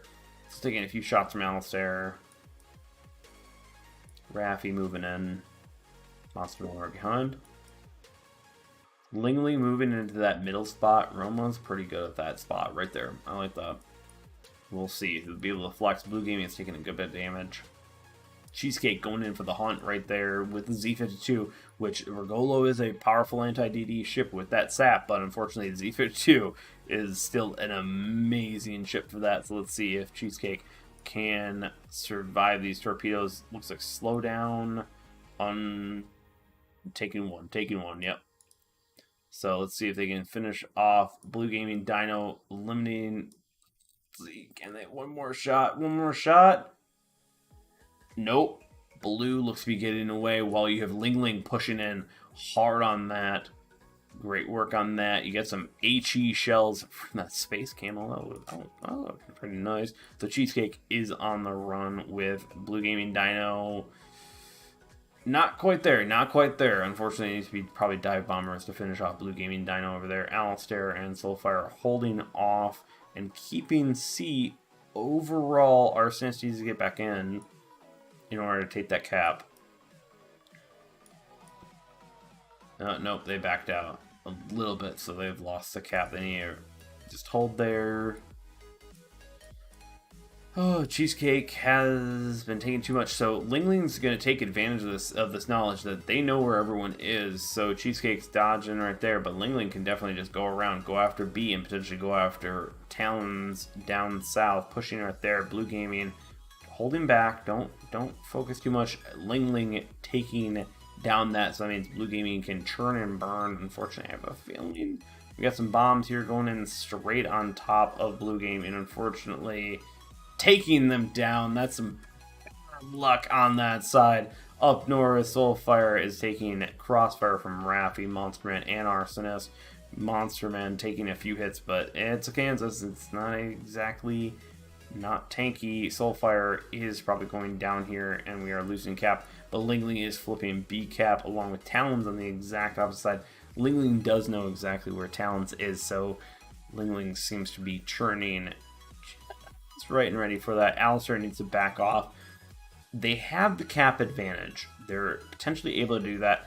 And if Okia can take advantage of having that CV right there and the capability of that, might be able to burn or at least flood some of those ships out. Ling Ling going around the corner. Talons, of course, ring around the rosy. Might as well.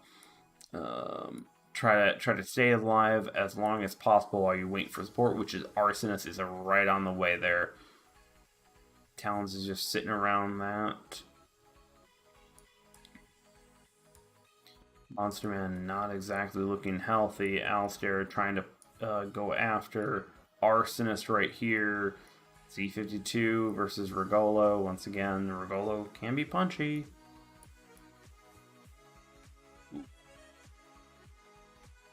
Ooh, yeah, tag team right there from Raffi. Alistair, unfortunately, going down there, and I think that will be it. As much as Ling Ling pushed well, and Okia has played a pretty darn good CV game, just the Caps are going to win it out for this. Monsterman up north healing up. Ling Ling's taking a good bit of damage. Nothing permanent. We have some shots being fired in from Arsonist. Torpedoes as well, flooding the area. Monsterman very low health. If you had another player, you could just finish him off. Get a little bit closer, but unfortunately, Ling Ling is just at the beck and call of Talons, and Talons is doing a great job of just staying on the other side of the island. Hey, you know what? It's great. Right? How it works. And unfortunately, here's another set of torpedoes for Ling Ling. Goodbye, Ling Ling. Help. And now we have Arsonist and Raffi going after Oki. So, yep. Alan, thank you. Yeah, I know, right? I enjoy these type of streams. There's a lot more going on here, so I'm interested. It's kind of fun. I'd love to see some additional changes in the future. Could make it a little more interesting. But it's also a Saturday night. I hope everyone is enjoying their Saturday night. And maybe enjoying playing some games where there isn't some of these insane players playing right now. I'm almost done with my sheer bow grind. So I would... Okia's just taking a bunch of hits from Arsonist. I think getting that unfortunate luck of taking out Red Gaming, that was rough. Red Gaming seems to be nice and focused right now. Fruit Poop Loops, how do I sell boat? Good question. I'd like to know too someday. Love to know. Love to know. Oh man.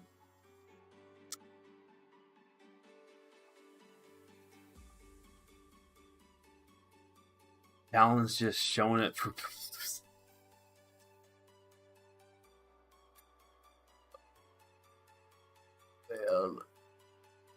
wow. For poops. Thank you. Thank you for the support, but how I sell dedication to your craft. It's just dedication. I love it. It's just, you're a true savant.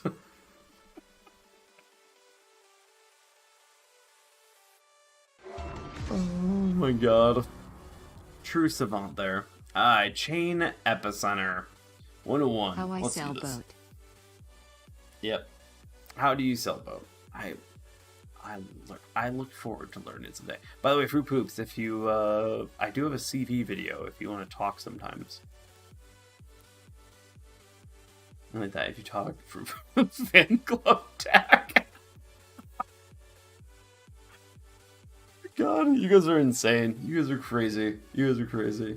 Oh my god. Which, by the way, if anyone knows, we got PB in the chat. Go give him some love. Working on 1,000 subs if you aren't there. You haven't subscribed to him yet. Oh man, we're working our way here to 2,000. It's crazy to think that way. We are still winning. This is the winner's bracket finale. Rage versus Rage. I wonder who's going to win. But I have to say, these games have definitely been interesting. If you are a CV main, definitely it is. I think this is key and critical. CVs and DDs are really proving this to be utterly important. So, Pete Dell, how's it going? So, Chain Epicenter, this is an excellent map in my opinion. Just the wide variety of islands and flanking opportunities. Looking forward to it. Looking forward to it. Yep.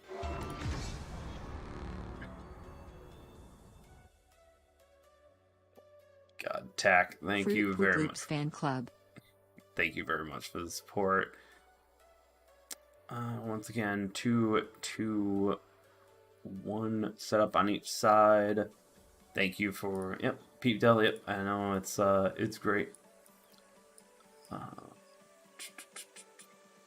So a lot of cap control is going to be the main thing, but we do have, we have some attempts at some baits. You're seeing some pull aways immediately on the fighters, trying to pull that fighter exactly in that position. Now it's just, hey, the fighter baiting didn't happen. The fighters are going to go after each and every team in order to make sure you're just going to be ripping apart their bombers or their torpedo bombers. So the raffle isn't going right now, guys. The raffle isn't going. I'm gonna wait a little longer. Nope. I can't do it too early. Come on. Come on.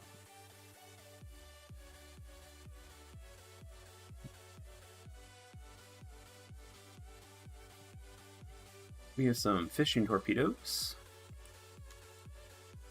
Towards Arsonist and Blue Gaming are getting close up. I think they're definitely spotting each other.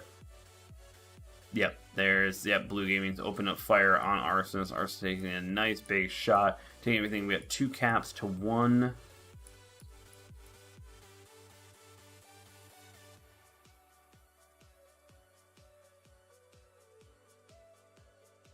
Are you guys just messing with everyone? Putting yeah, acting like the raffle's happening. It's kind of funny. It's like Blue's definitely going for an advanced run on Raffi, firing off those torpedoes.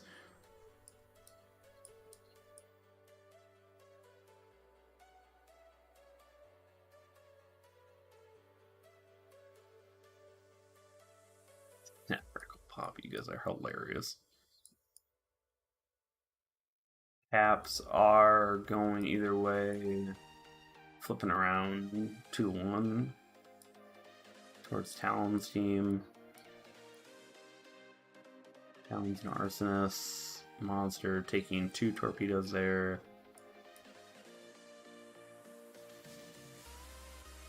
Alistair taking a thing. The Elbing pick is quite interesting. I'm not quite sure I agree with it, but Alistair in the Elbing is disgusting to say for sure. So it's interesting, but these sea mines that he's launching right here, like, look how slow they are. It's more a hope and a dream at that point. Blue once again, unfortunately, just being a target. I'll have to see if I can do an interview with Blue and be like, hey, how does it feel to be me for a night? Let's see, we got Alistair versus Arsonist moving there. Up by 70 points right now on Talon Arsonist team. Cheesecake watching out for those sea mines, launching torps themselves on Soulfire. Soulfire looks to be taking 2. Not too much damage, not too bad. But Arsonist dropping torps, and if it's an ITDD, the moment they drop torps, run.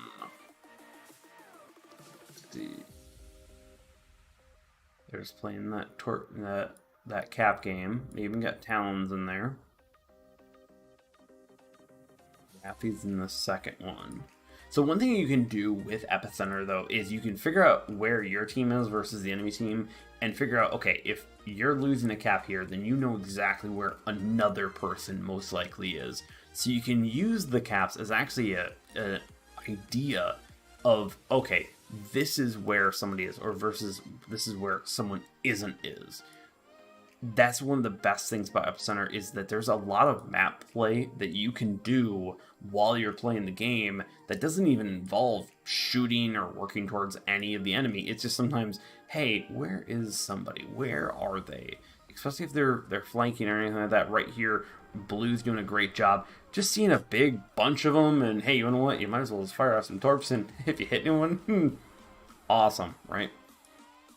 So I think that this is a great play of everyone just taking it slow. Unfortunately, Cheesecake takes some hits. I have a feeling Cheesecake has Okia. I have a feeling Blue Gaming didn't get that many torps. Okia taking a lot of torps going down. Cheesecake Killer, great work on that with the Z52 and just churning and burning out. Raffi taking down Alistair. That really hurts, especially with how many points they're down. Unfortunately, now you're seeing Talon just immediately go, hey, I got hit by Blue Gaming Dino. Unfortunately, Blue, yeah, it's Talon. Yep, you're seeing all these turns. Nice dodge right there. Still taking 1 torpedo hit, but not too bad either. Raffi and Arsonist are still at pretty low health with Soulfire, and Ling Ling making a push here. They can do the right amount of damage and the right amount of push here. We could see a flip on this. Raffi taking a decent chunk hit. Soulfire just going full burn. It seems like right on Raffi, taking Raffi down now that Soulfire, Alistair's team, and Red's team are in there. Ooh, Kansas still doing that smack. Still doing it. And let's see if Arsonist can maybe... Yep. Nice work on that. Taking out that. That was a great push from Soulfire. Unfortunately, just putting too many guns on themselves right there. Let's see. We got 50 seconds left. Ling Ling and Blue have to pretty much stay alive and just hold enough of the caps. We got Monster Man versus Ling Ling. Cheesecake down there, just so low on health, dude. So low on health. Nice, Big Bay. Yep, I have a feeling more streams from Big Bay are coming up. Make sure to go subscribe, John. Excellent creator over there. 22 seconds. You have 22 seconds to hold off Ling Ling. All you have to do is hope for is not a Citadel. And Monster Man has to just try to hold out, or try to wall up Ling Ling. Unfortunately, the torpedoes are just not enough. And that was a great final move. Unfortunately, it wasn't enough due to caps. Oh. Damn, that was a close game. That was good games on both sides. Both sides. I don't see the Albion pick. Alistair, I know you're amazing at it. I don't see it. Red Blue Gaming Dynamo should have been Z52. And you and something. I'm sorry. I just don't agree with that pick. That was... Oof. That was close. Yep. GG's all around everyone. And we are going for the grand finale here. Yep, everyone's backing out. We are going to go back to the full phase and check out the tournament website. Let's see, as games have progressed, we have Pramo going on for the 3rd win after losing off the bat against Chaos Crew, going up against Toxic Inc., which Toxic Inc. lost against Elliot Rage over there, and now they're going back up all the way. So now we have a tale. Who's going to win from the loser's bracket right there? Who's going to go up against Rage on that one for the grand finales? This has been good. Should we do the giveaway? I think we should. Yeah. Unfortunately, I'm going to need to show off the Z52 again in order to make sure that you don't see the wonderful world of that. But Captain Cheese, I still have yet to so far receive anything from you, so make sure you get that. Else I'll have to do a giveaway sometime, and it's kind of one of the things. So we'll complete. And don't worry, Captain Cheese, I have your name written down. I have your information. Don't worry about it. But we'll start another giveaway for 1,000 gold. Thank you to Wargaming for giving me these codes in order to go away. Once again, this is any server, any which way you want to do, any how you want to do. But we have the thing up, so you actually can exclamation point raffle on this one. So don't worry, there is that. Let's go back to full face. And actually, we're going to quickly go grab a drink and go to the bathroom because I think we're waiting on an invite. So I'll be right back. Be right back. Go register for the raffle for 1,000 free gold.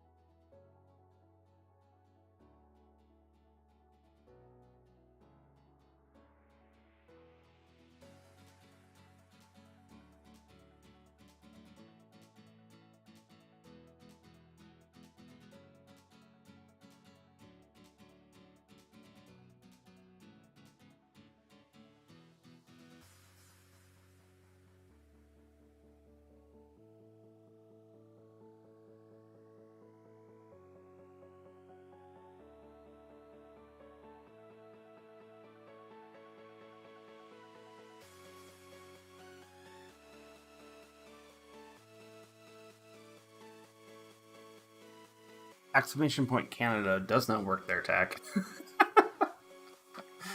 Everyone, I'm back. Sorry, I had to make sure I got something nice.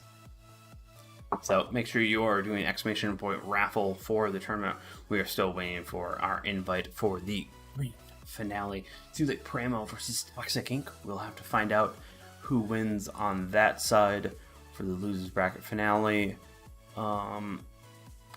Thanks, Pramo. It looks like, ooh, losers bracket it is. Okay, well, let's see what's going on there. That'd be quite interesting. What happened?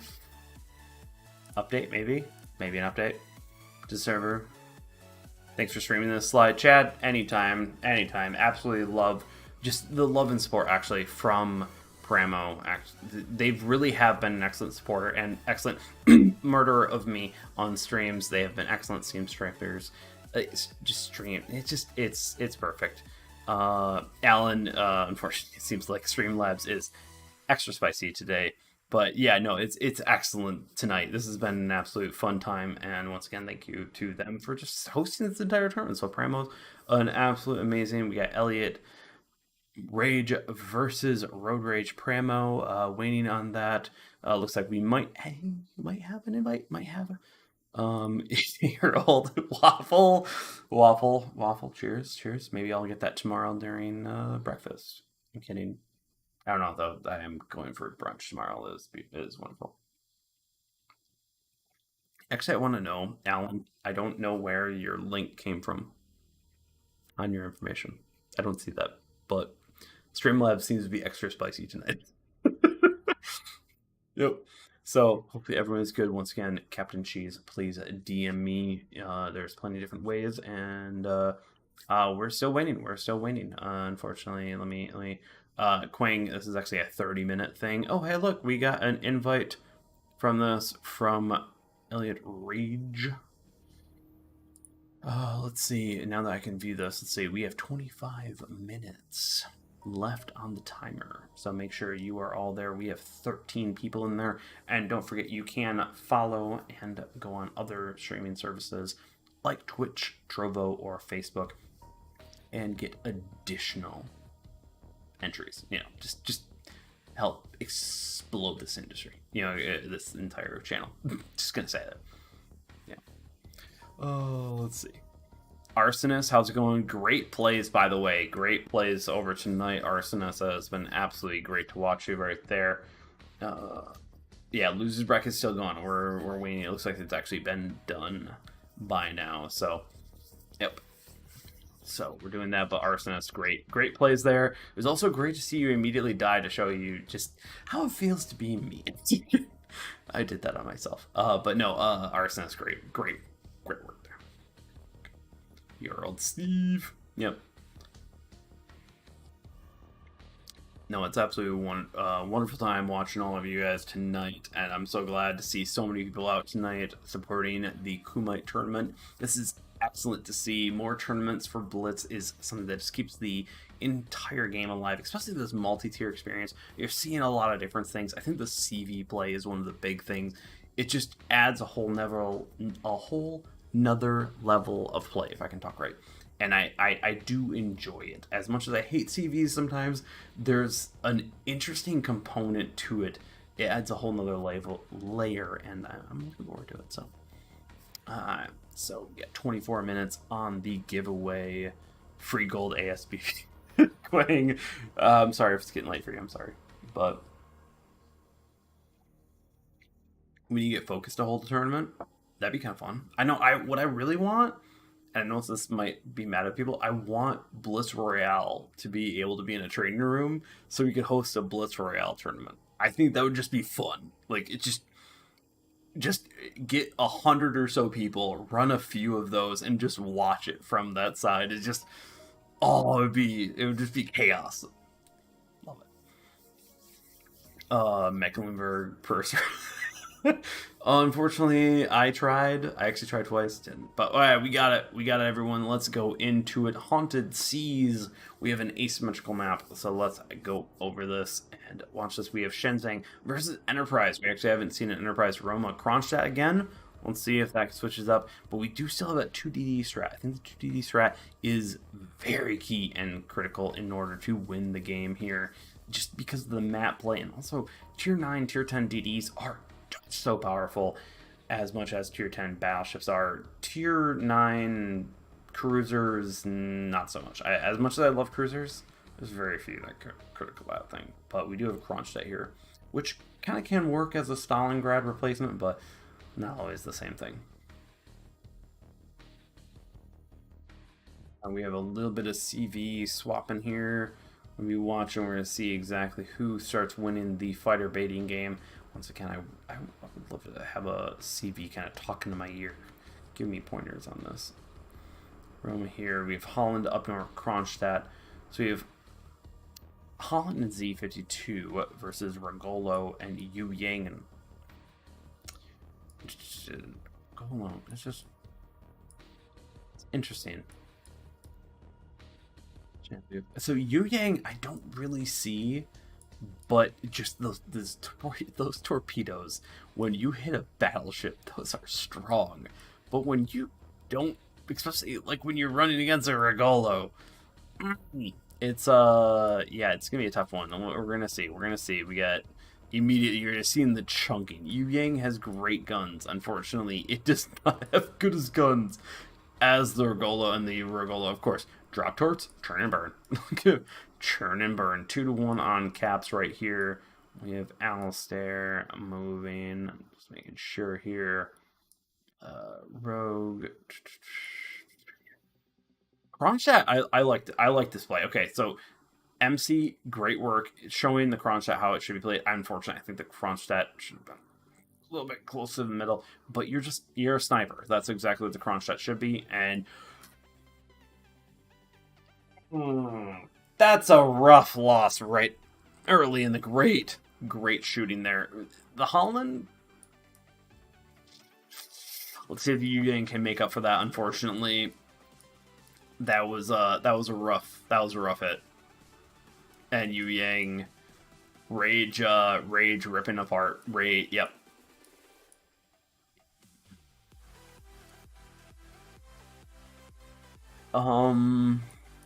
Blue just down here being an annoyance. Yep, getting focused by the CV once again.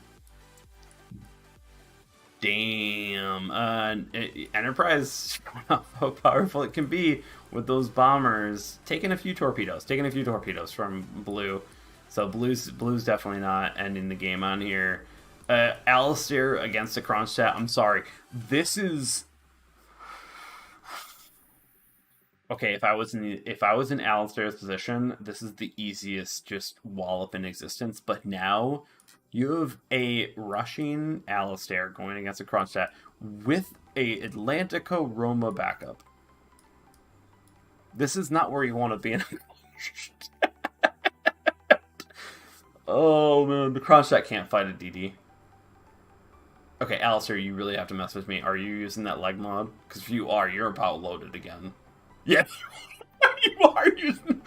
Oh man, this was piecemeal. This was ripping apart. This was. Ladies and gentlemen, I don't think this is going to be a very quick winners bracket finale. Kronstadt can nuke DDs. No, it can't. Not nuke. It can definitely harm them. It can't nuke them. Yep.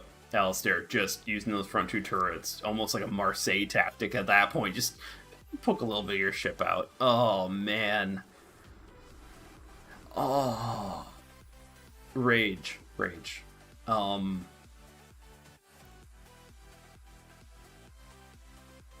Wow.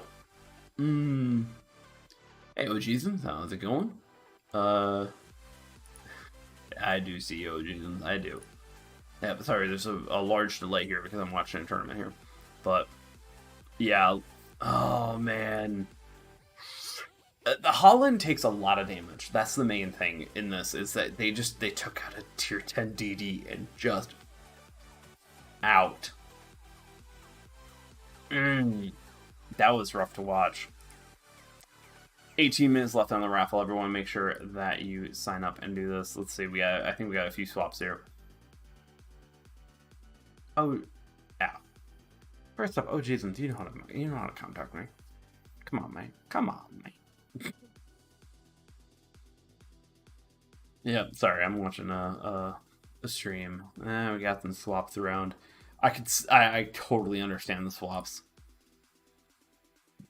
The Kronstadt maybe was great against another cruiser. It's just not good against other DDs. Blue getting CV Sokas, nothing new. I know, right? Yep. Ling absolutely annihilating him. Oh, man. That was rough to watch. That was a total just sweep. That was a sweep right there. Oh, man. Alistair, of course, using leg mod. Nice. Okay, yeah. So, one quick reminder. So, Hiromi and I maybe misjudged the Z52's leg mod or legendary module too much. We judged it too poorly because, of course, we saw the Venezias, we saw the Kleber's. We were like blah blah, and then of course the leg mod for the Z52. I have a whole video where I'm going to show off the Z52 pre, and then actually I'm going to make another video. I'm actually working on it right now of how to do post. It's not exactly $16 worth it, but man, it's a nice quality of life. So it's not insanely good, but it's one of those, if you play the Z52 enough, highly would suggest it. So, yeah. We only have 18 tickets with 15 people watching. So make sure you do ! raffle to join in, and also make sure this is also on all 4 platforms. So if you want to, go over on Trovo, create an account, Facebook, Twitch, YouTube, all of them, you can join in on the raffle to get 1,000 gold from Wargaming, and all you have to do is direct message me, and that's it. Like, you just direct message me your information, and I'll get you a code later. We already have Captain Cheese is getting the reward here, and we're gonna see who wins this.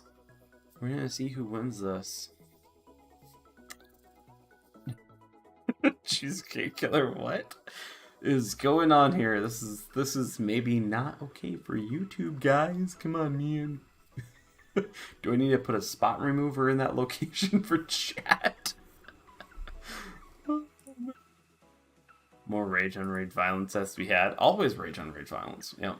So, but Focus, I think Focus should do a tournament. Focus has a large enough group there. I could also see, if I'm remembering right, I'd like to see a Fushin Armada tournament. I can see a Fushin Armada tournament. They've kind of been a aging one, but they've definitely there. Yoho could probably host one. I think IA also could if they got off their butts and stopped kicking everyone's ass. Tournaments and run their own. Yeah, rage on rage violence. Yep, definitely. Oh, man. I don't think 6 players is allowed, everyone. Oh, what are we doing here?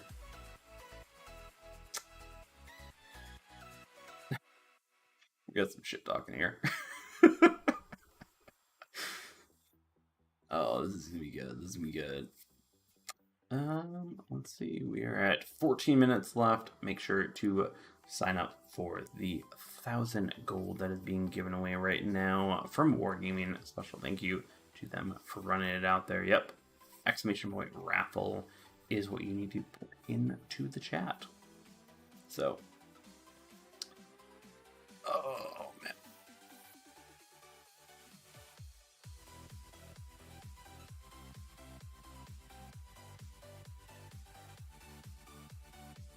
Looks like we have a swap out. It looks like, maybe.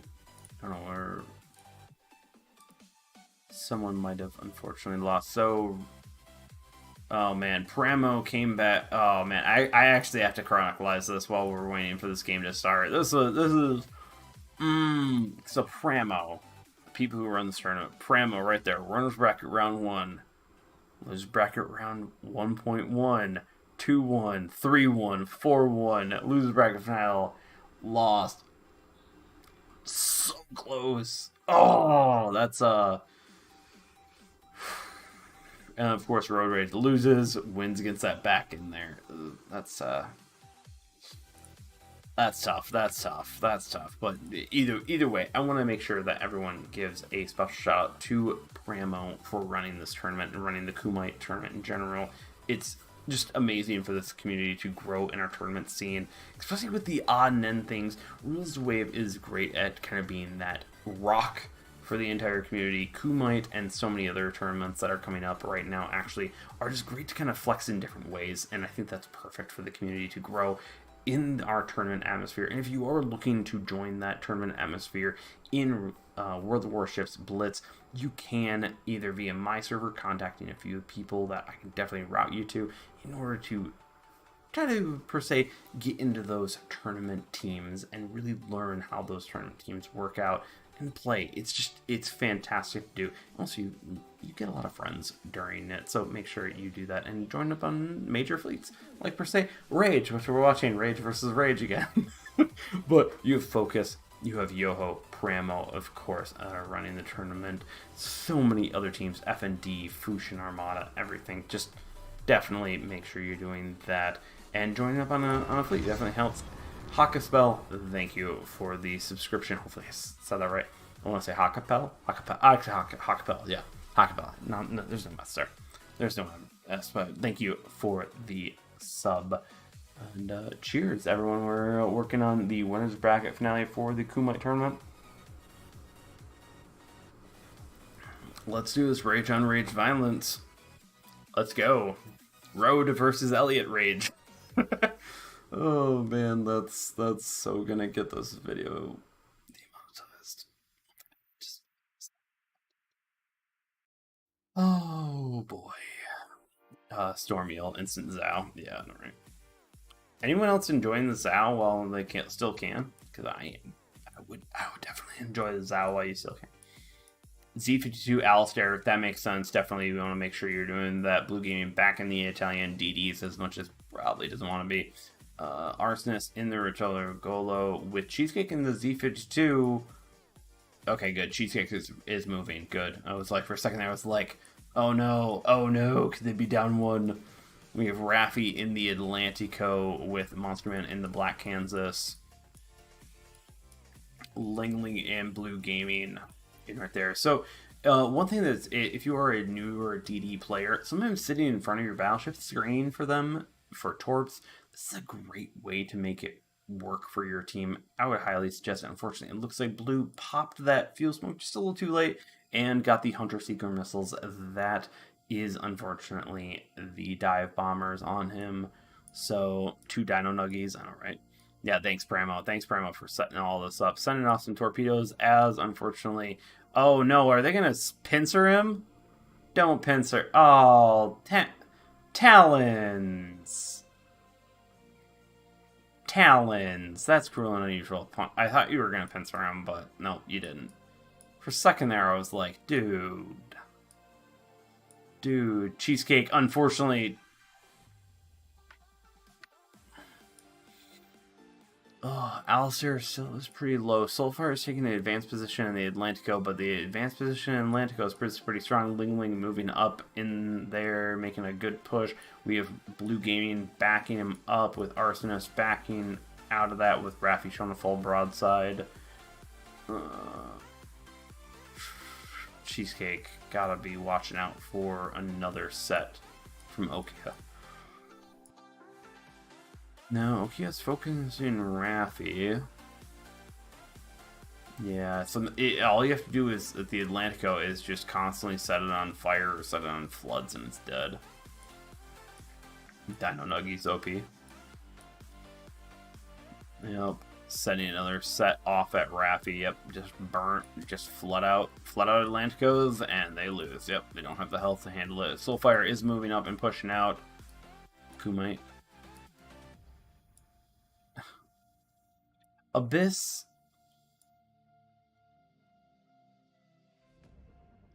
Soulfire taking a massive hit there from Black.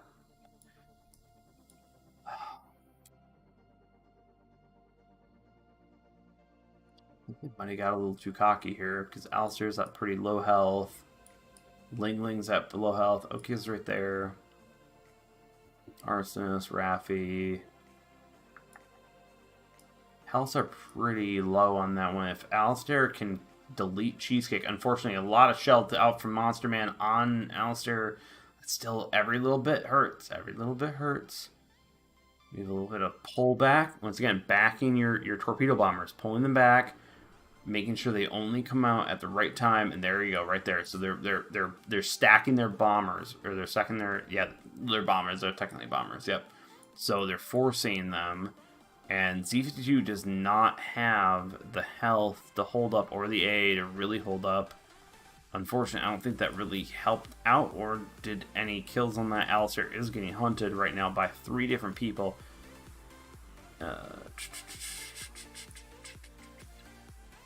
Torpedoes ran out, actually. That was nice work, but unfortunately, bombs coming in right there.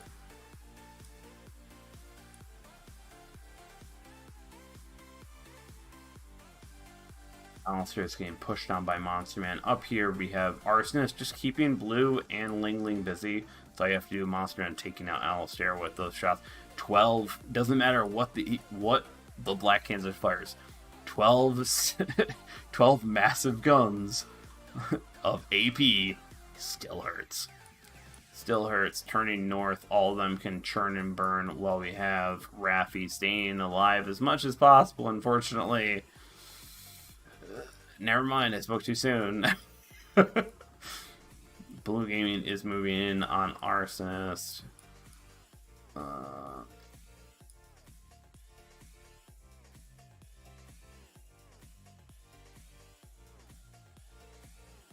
Ling taking shots from mid now. Blue Gaming taking down Arsonist with 8 absolute 0-0 split right now on points. Right here we have Monster Man taking out Blue Gaming. Talon's taking down Blue Gaming. Nice work on that. So now all they have to do is just remove one of them. And Monster Man is definitely having a bad day. So can they take out Monster Man and survive? That's another good point. Ling Ling taking a big hit there.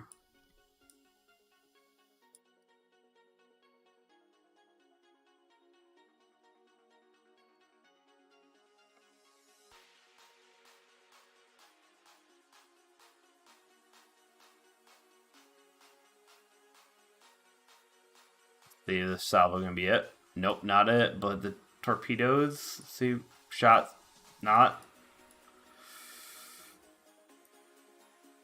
Unfortunately, I think oh man, the island though is Ling Ling be able to get a shot off with that little bit of health. Shots went over. Shots went over. From the torpedoes as well, taking down Monster Man. Can they take down Ling Ling? Taking down Ling Ling as well. That's it. That is it. Unless Cheesecake can die and Okia can tie it up. But unfortunately, Okia now has to deal with a full onslaught of Shikaku. Damn, Talons.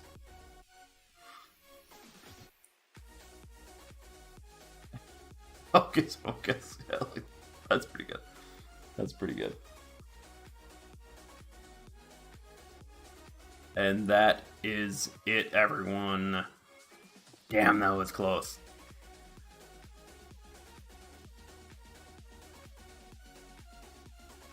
That was close. That was good fighting. That really was. Unfortunately, just all I can say, I think, is that Alistair's team, Rogue Rage, just got a little too cocky. They fought a little too far ahead, and no, that was all good. Slime's blocking most of the chat. Thank you. What? No, I'm not. Most of it, don't worry about it. No, yeah, no worries. No worries about the viewers, guys. No worries about that. No worries about that.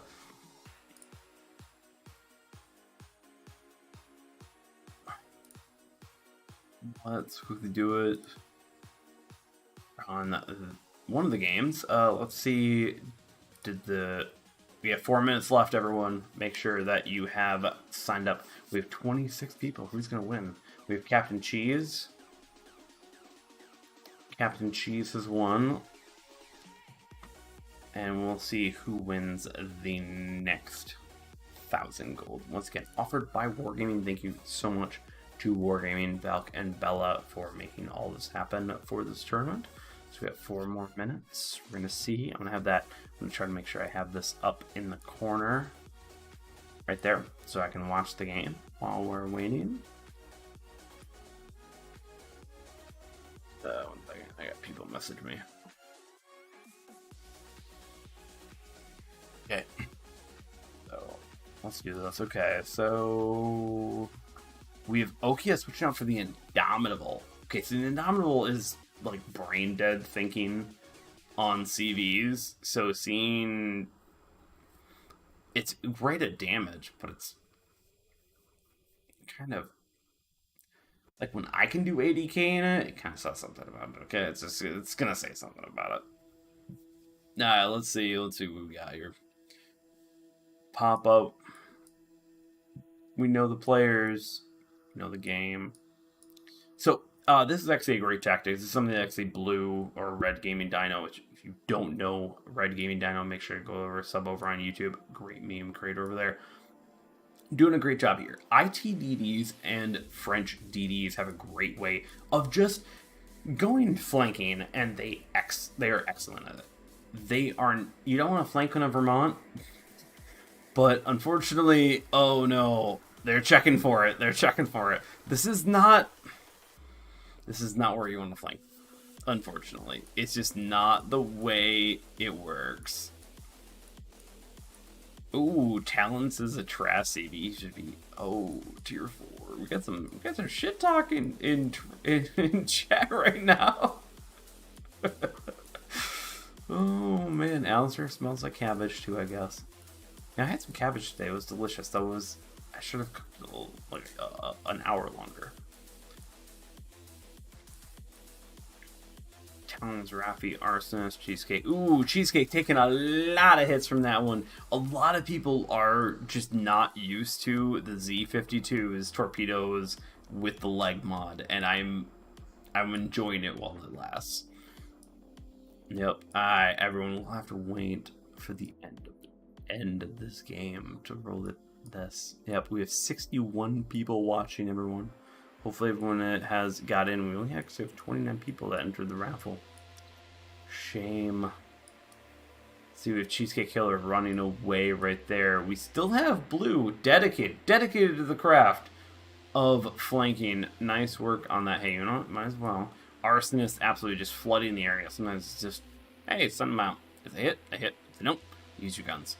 So we have Arsonist versus Red Gaming Dino. We have Soulfire and Ling Ling pushing on Cap, taking out Cheesecake, being taken out by the Indomitable because the Indomitable is that way. It's that dick. I really hate that ship. Sorry, I have no good things to say about the Indomitable. I hate it. I do. I hate the ship. Arsonist getting whacked by the Regolo versus Regolo combat. Who's going to be the better shot? Who's going to be the better shot? We got trades here. Recoil, but less damage. Or not lesser recoil, lesser reload. There you go. Go in there. Indomitable is the Atlantico CVs. Absolutely. So he's going to absolutely flood that area with torpedoes as much as possible. Unfortunately, I believe this is it for this team. Indomitable. Why does the Indomitable have to be here to win this one? Like, that's what I'm more mad about. Why do we have to see the Indomitable win this game? Oh, man. Blue flanking, though. Blue's flanking absolutely was... you just saw the determination of a true DD main. Just going in, I'm going to flank. And unfortunately... Actually, those torpedoes are going to hit from long-range torpedoes. Talon's taking a good bit of hits, unfortunately. It looks like Red Soulfire Clan, along with Cheesecake and Ling Ling, is going to win. There we have it. They should let Alistair play CV. Maybe put Talon. That would be kind of funny. Monster Man taking down Atlantico.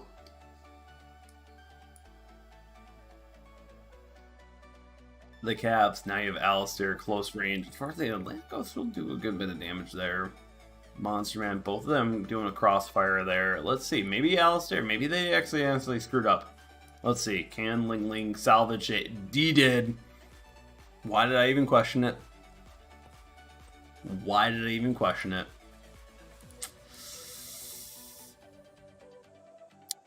Nice work on Talons taking down the Z52, but now you have a most... Ooh, okay. Never mind. Nope. Yeah, nope. I'm just not fast enough for this moment here. Ling Ling now going against Monster Man. Roma versus Black Kansas. These are two powerful ships, but, Not gonna happen. Hate to break it to you, you have an Indomitable. It's just... Yep. Let's watch from Ling Ling's point of view. Now, if I was him, you take off auto aim, you just strip those turrets, you just fire it out, you just go all in, and of course you've got bomber after bomber after bomber from the Indomitable because it's broken. It's broken. It's annoying and broken, and oh, Monster Man. Unfortunately, Roma is still the king of tier 8. I don't care. Rogue, I hate you. Oh man, great work on the Indomitable for...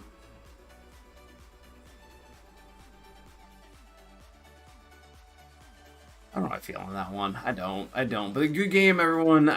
Red great work on flanking and everything like that. That was great work on sending out those final volleys in order to hit Talon and like that. But yeah, that is next game. We are in on it. Let's go. Let's actually pick the winner. Let's actually pick the winner. Everyone's probably at Saturday night.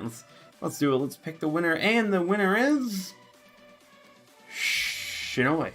Yeah. I'm not going to pronounce that name fully. I'm not going to slaughter your name.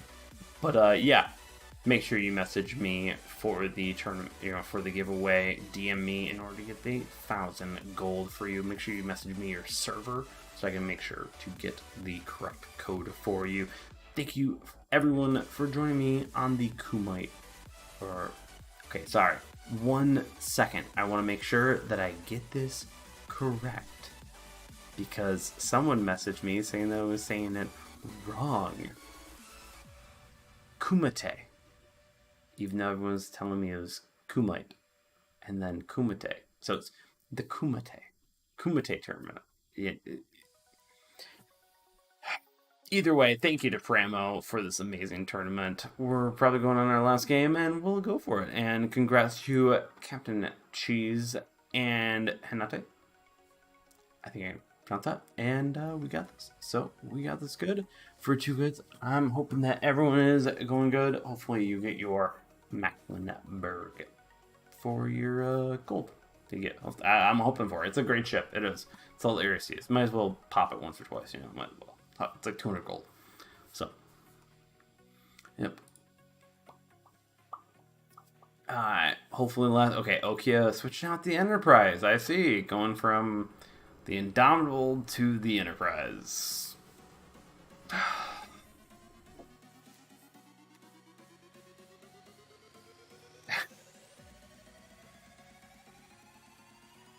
Oh man, John 7 best gearing player. Are we back on that again?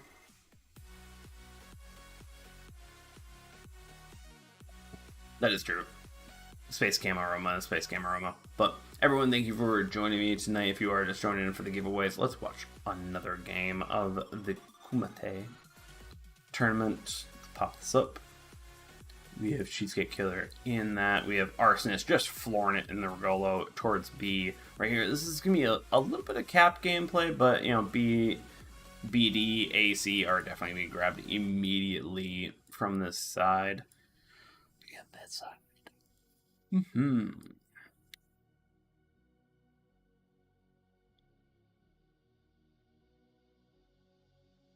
Talons, reach out to me. I'd like to actually talk to you about some CVs. I have some stuff rigged. I don't even know who that is, but we'll find out. Make sure you message me on any available service. There's plenty more. Linktree link has them all down below for you to see. Arsonist taking a torpedo from that. Okay, Kumite. Got it, Abyss. I got it. Okay, Kumite. We have one of the final games of the Kumite tournament. Okay.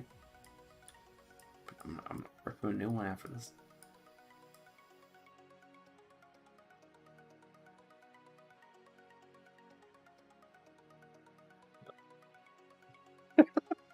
I got Discord chat on the side just really like, yeah.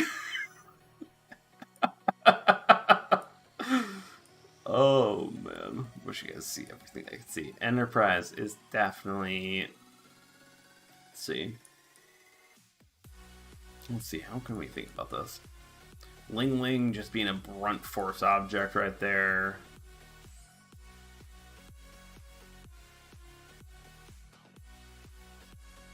Yep, Shino, message me. Make sure you message me your server and your information. That way I can just communicate with Wargaming to give you your 1,000 gold.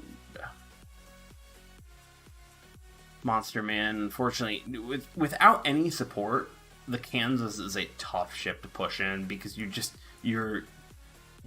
get hit by everything. It's just you're so an unfortunate target to good DD players, especially a Regolo.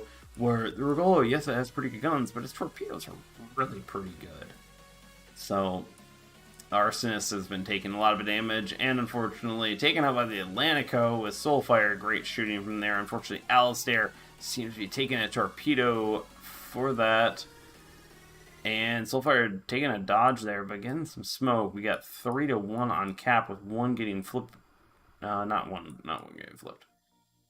Not one getting flipped out. Yeah, Blue Gaming's just kind of Monster Man's just getting burned out. If they can do it, because Lilian's of course burning up, they just gotta keep on pushing. But Raffi and the Atlantico.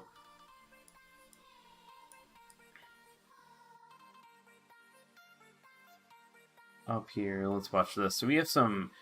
Let's see. What can we talk about here? Because I unfortunately have this feeling that this is kind of already decided. Let's see if we can go down to ship level. So Monster Man is getting his butt inappropriately touched by Blue Gaming. So while it makes sense, you know, hey, you're close enough right here for Blue Gaming to maybe use sap on there, the chance of fire, especially when you have a carrier also bombing out there talking with you, it's a lot of power put into 2 points, because you're talking with your CV. You were putting 2 powerful points of view, person right at the ground and the artillery support. And if you have both those talking, all of a sudden now, yeah, you know what? Yeah, you could do more alpha damage with the sap from the Regolo on Monster Man, on his butt, or you could just burn the literal everything out of him. And as you can see, just burned him out, just dealt everything good with them. Talons right here hasn't pretty much moved for the entire match. I have a feeling there's finally moved. Blue's pushing on him, so finally has to actually think about moving. Unfortunately, we have Raffi just pushing out with those insanely accurate secondary shots here. Amin, how's it going? Alistair versus Cheesecake Killer. Unfortunately, Cheesecake Killer does take out that, but you know, so far everything taken out over there. Cheesecake Killer, definitely. We've seen a nice tight torpedo spread. Actually, I'm going to be covering that next week on torpedoes for a beginner's guide on exactly how to use that more proficiently. But Blue Gaming is shooting at Talons in a way that I would highly suggest when you have a ship moving away from you. You kind of just want to bunch them up and hope you hit 1 or 2, or if not any at all, just because of the way that the ship is angled. Right here, Blue's just farming, just shooting out as much as they can in order to do that, using that sap at close range just to hit those bowser and superstructures. If you haven't learned your BSSs, I have a video on that one as well. So, unfortunately, I have a feeling Talon is going to get Blue Gaming, just not enough health. But doesn't matter when you have a few other ships in the background, just smacking it there.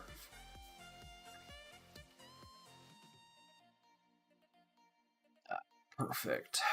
Got that. Yeah.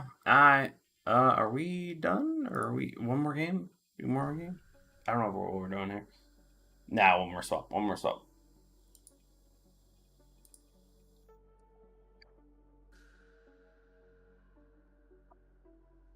Golden Channel, everyone. Golden Channel.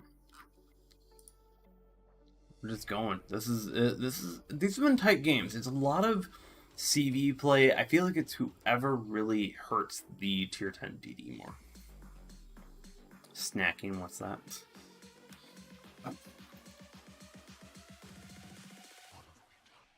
Oh, Tack, you should ask Star what bacon she made today was. Oh, so good. I'm so getting fat from it.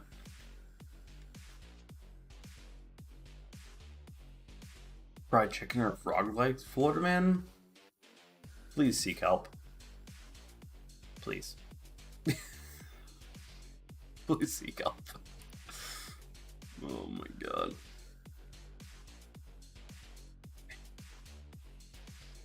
I'd actually like to talk to Talons and also talk to Okia about their CV gameplay, if they'd be interested, because I do want to make an advanced CV gameplay video and just kind of talk about certain CVs in the meta to explain their thoughts of how to play them in a better way. Because I'd like to make it so that, you know, the average CV isn't total dog crap.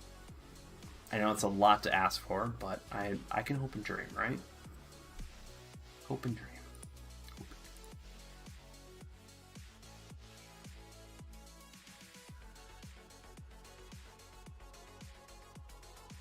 Oki is back with the Indomitable.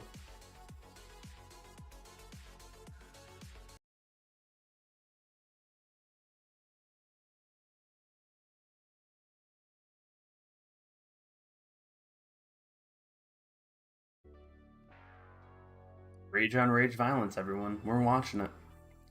We're watching it's happening. Game. Let's go. Let's go. And let's see.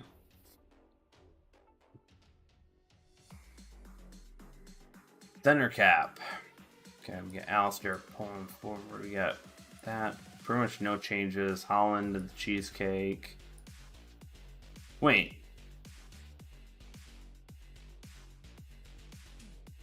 Isn't only one tier 10 DD?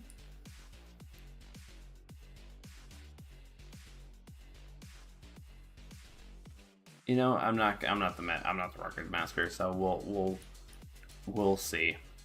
Maybe they're just having some fun here. Cappy immediately gets switched over to Alistair, getting there the fastest, just popping that speed boost and getting there the quickest with the Z52. Send out those torpedoes, it's fishing. Talon sticking back.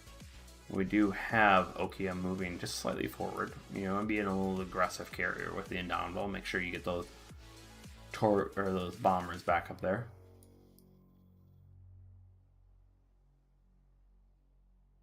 Bunch of torpedoes coming in.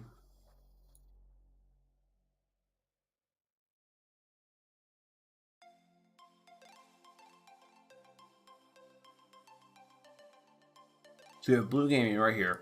So the carrier hasn't spotted him. Now firing off, just absolutely now going to be an annoyance to the side of the team. Firing off, probably rapid reload, just going off the bet on Raffi. Trying to set off and trying to set a precedence for them to heal. So that then the team can utilize that ship not being capable of healing a fire. Great work on burning down a fire. Oh, no.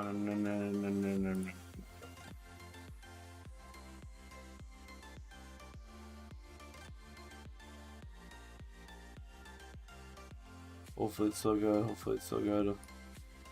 Yep, Talon's having to move because Blue Gaming is moving on that. Hopefully the stream is still holding.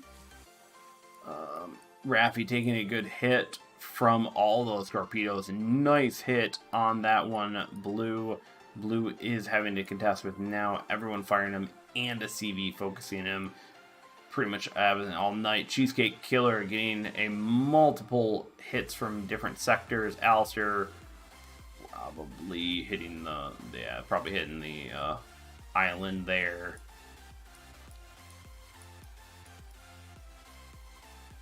There goes down the Holland. Daring. Talon getting taken down by Blue Gaming. Or Talon taking down Blue Gaming Dino, if I can talk. So, but that took a lot of focus off and allowed them to take out one of their DDs. So 1 DD for 1 DD. We've lingering Indomitable. Soulfire is pushing up. The cap is still in Raffi and Arsonist's side.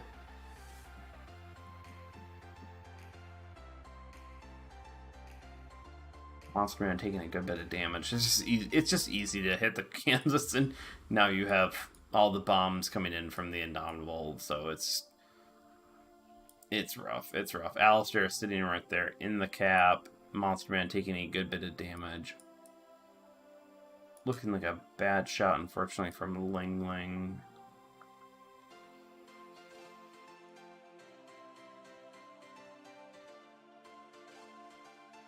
That's going to be 2 permafires. That's it for Monster Man. Sending out a final salvo there. Last little bit. Unfortunately, mostly a miss. Oof. Miscalculated there. Alistair turning, burning, dropping torpedoes. Getting that torpedo reload very quick with that legendary mod. Raffi taking a lot of fire. A lot of fire. That's going to be it for Raffi right there. And Arsonist is now by themselves with Talons as support. That is a pretty good support, but unfortunately with Soulfire, Probably on a perma fire and probably dying there with Ling Ling and Okia and a full health Alistair. That's going to be a tough thing to chalk up with Talons taking a large hit. Yeah.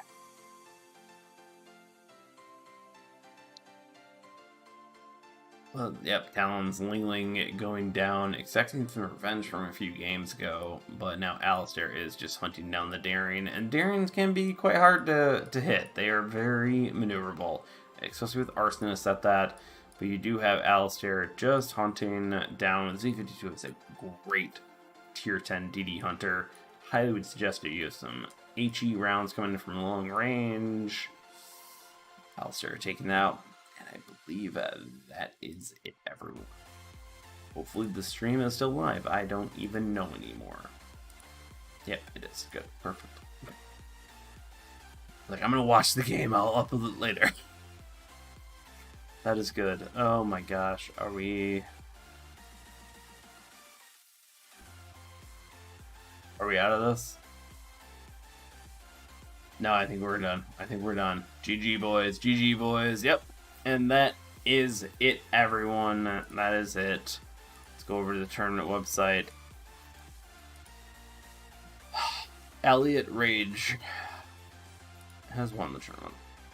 If I know who actually won. Because Rage won the tournament. No surprise, everyone. But hopefully everyone message me, Captain Cheese. I'm still waiting for the information. Please message me via some social media site in some way. Discord is the best.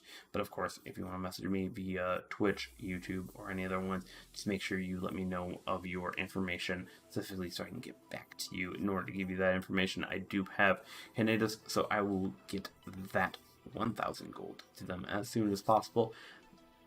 But special thank you to the Pramo entire group for hosting this tournament. Congratulations to Rage for winning a tournament. Let's see if we can... Nope, tournament website has not updated right completely. But thank you everyone for joining Sly Getting Tipsy. I'm getting... As much as I'm getting tipsy, I'm getting tired. Been up since 6 a.m., okay, man? It's almost midnight. I'm getting old. Okay? I'm kidding. But everyone, thank you for the games. It's been absolutely fun, and I hope to see more of these tournaments going forward. But once again, congrats to Rage, Alistair's, Soulfire's team, everyone on that team, and everyone for just enjoying this tournament. It's an absolute blast. Special shout out to Wargaming for sponsoring 2 giveaways for this, and Pramo for making this entire tournament happen, and just having a load of fun. So everyone, hopefully you have a good Saturday night, and you won some gold. Peace, everyone.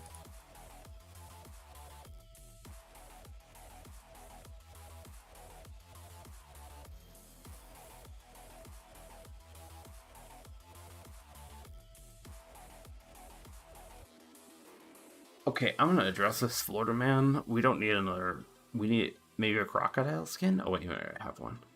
But no, that's horrible. That's horrible, Florida man. That's horrible.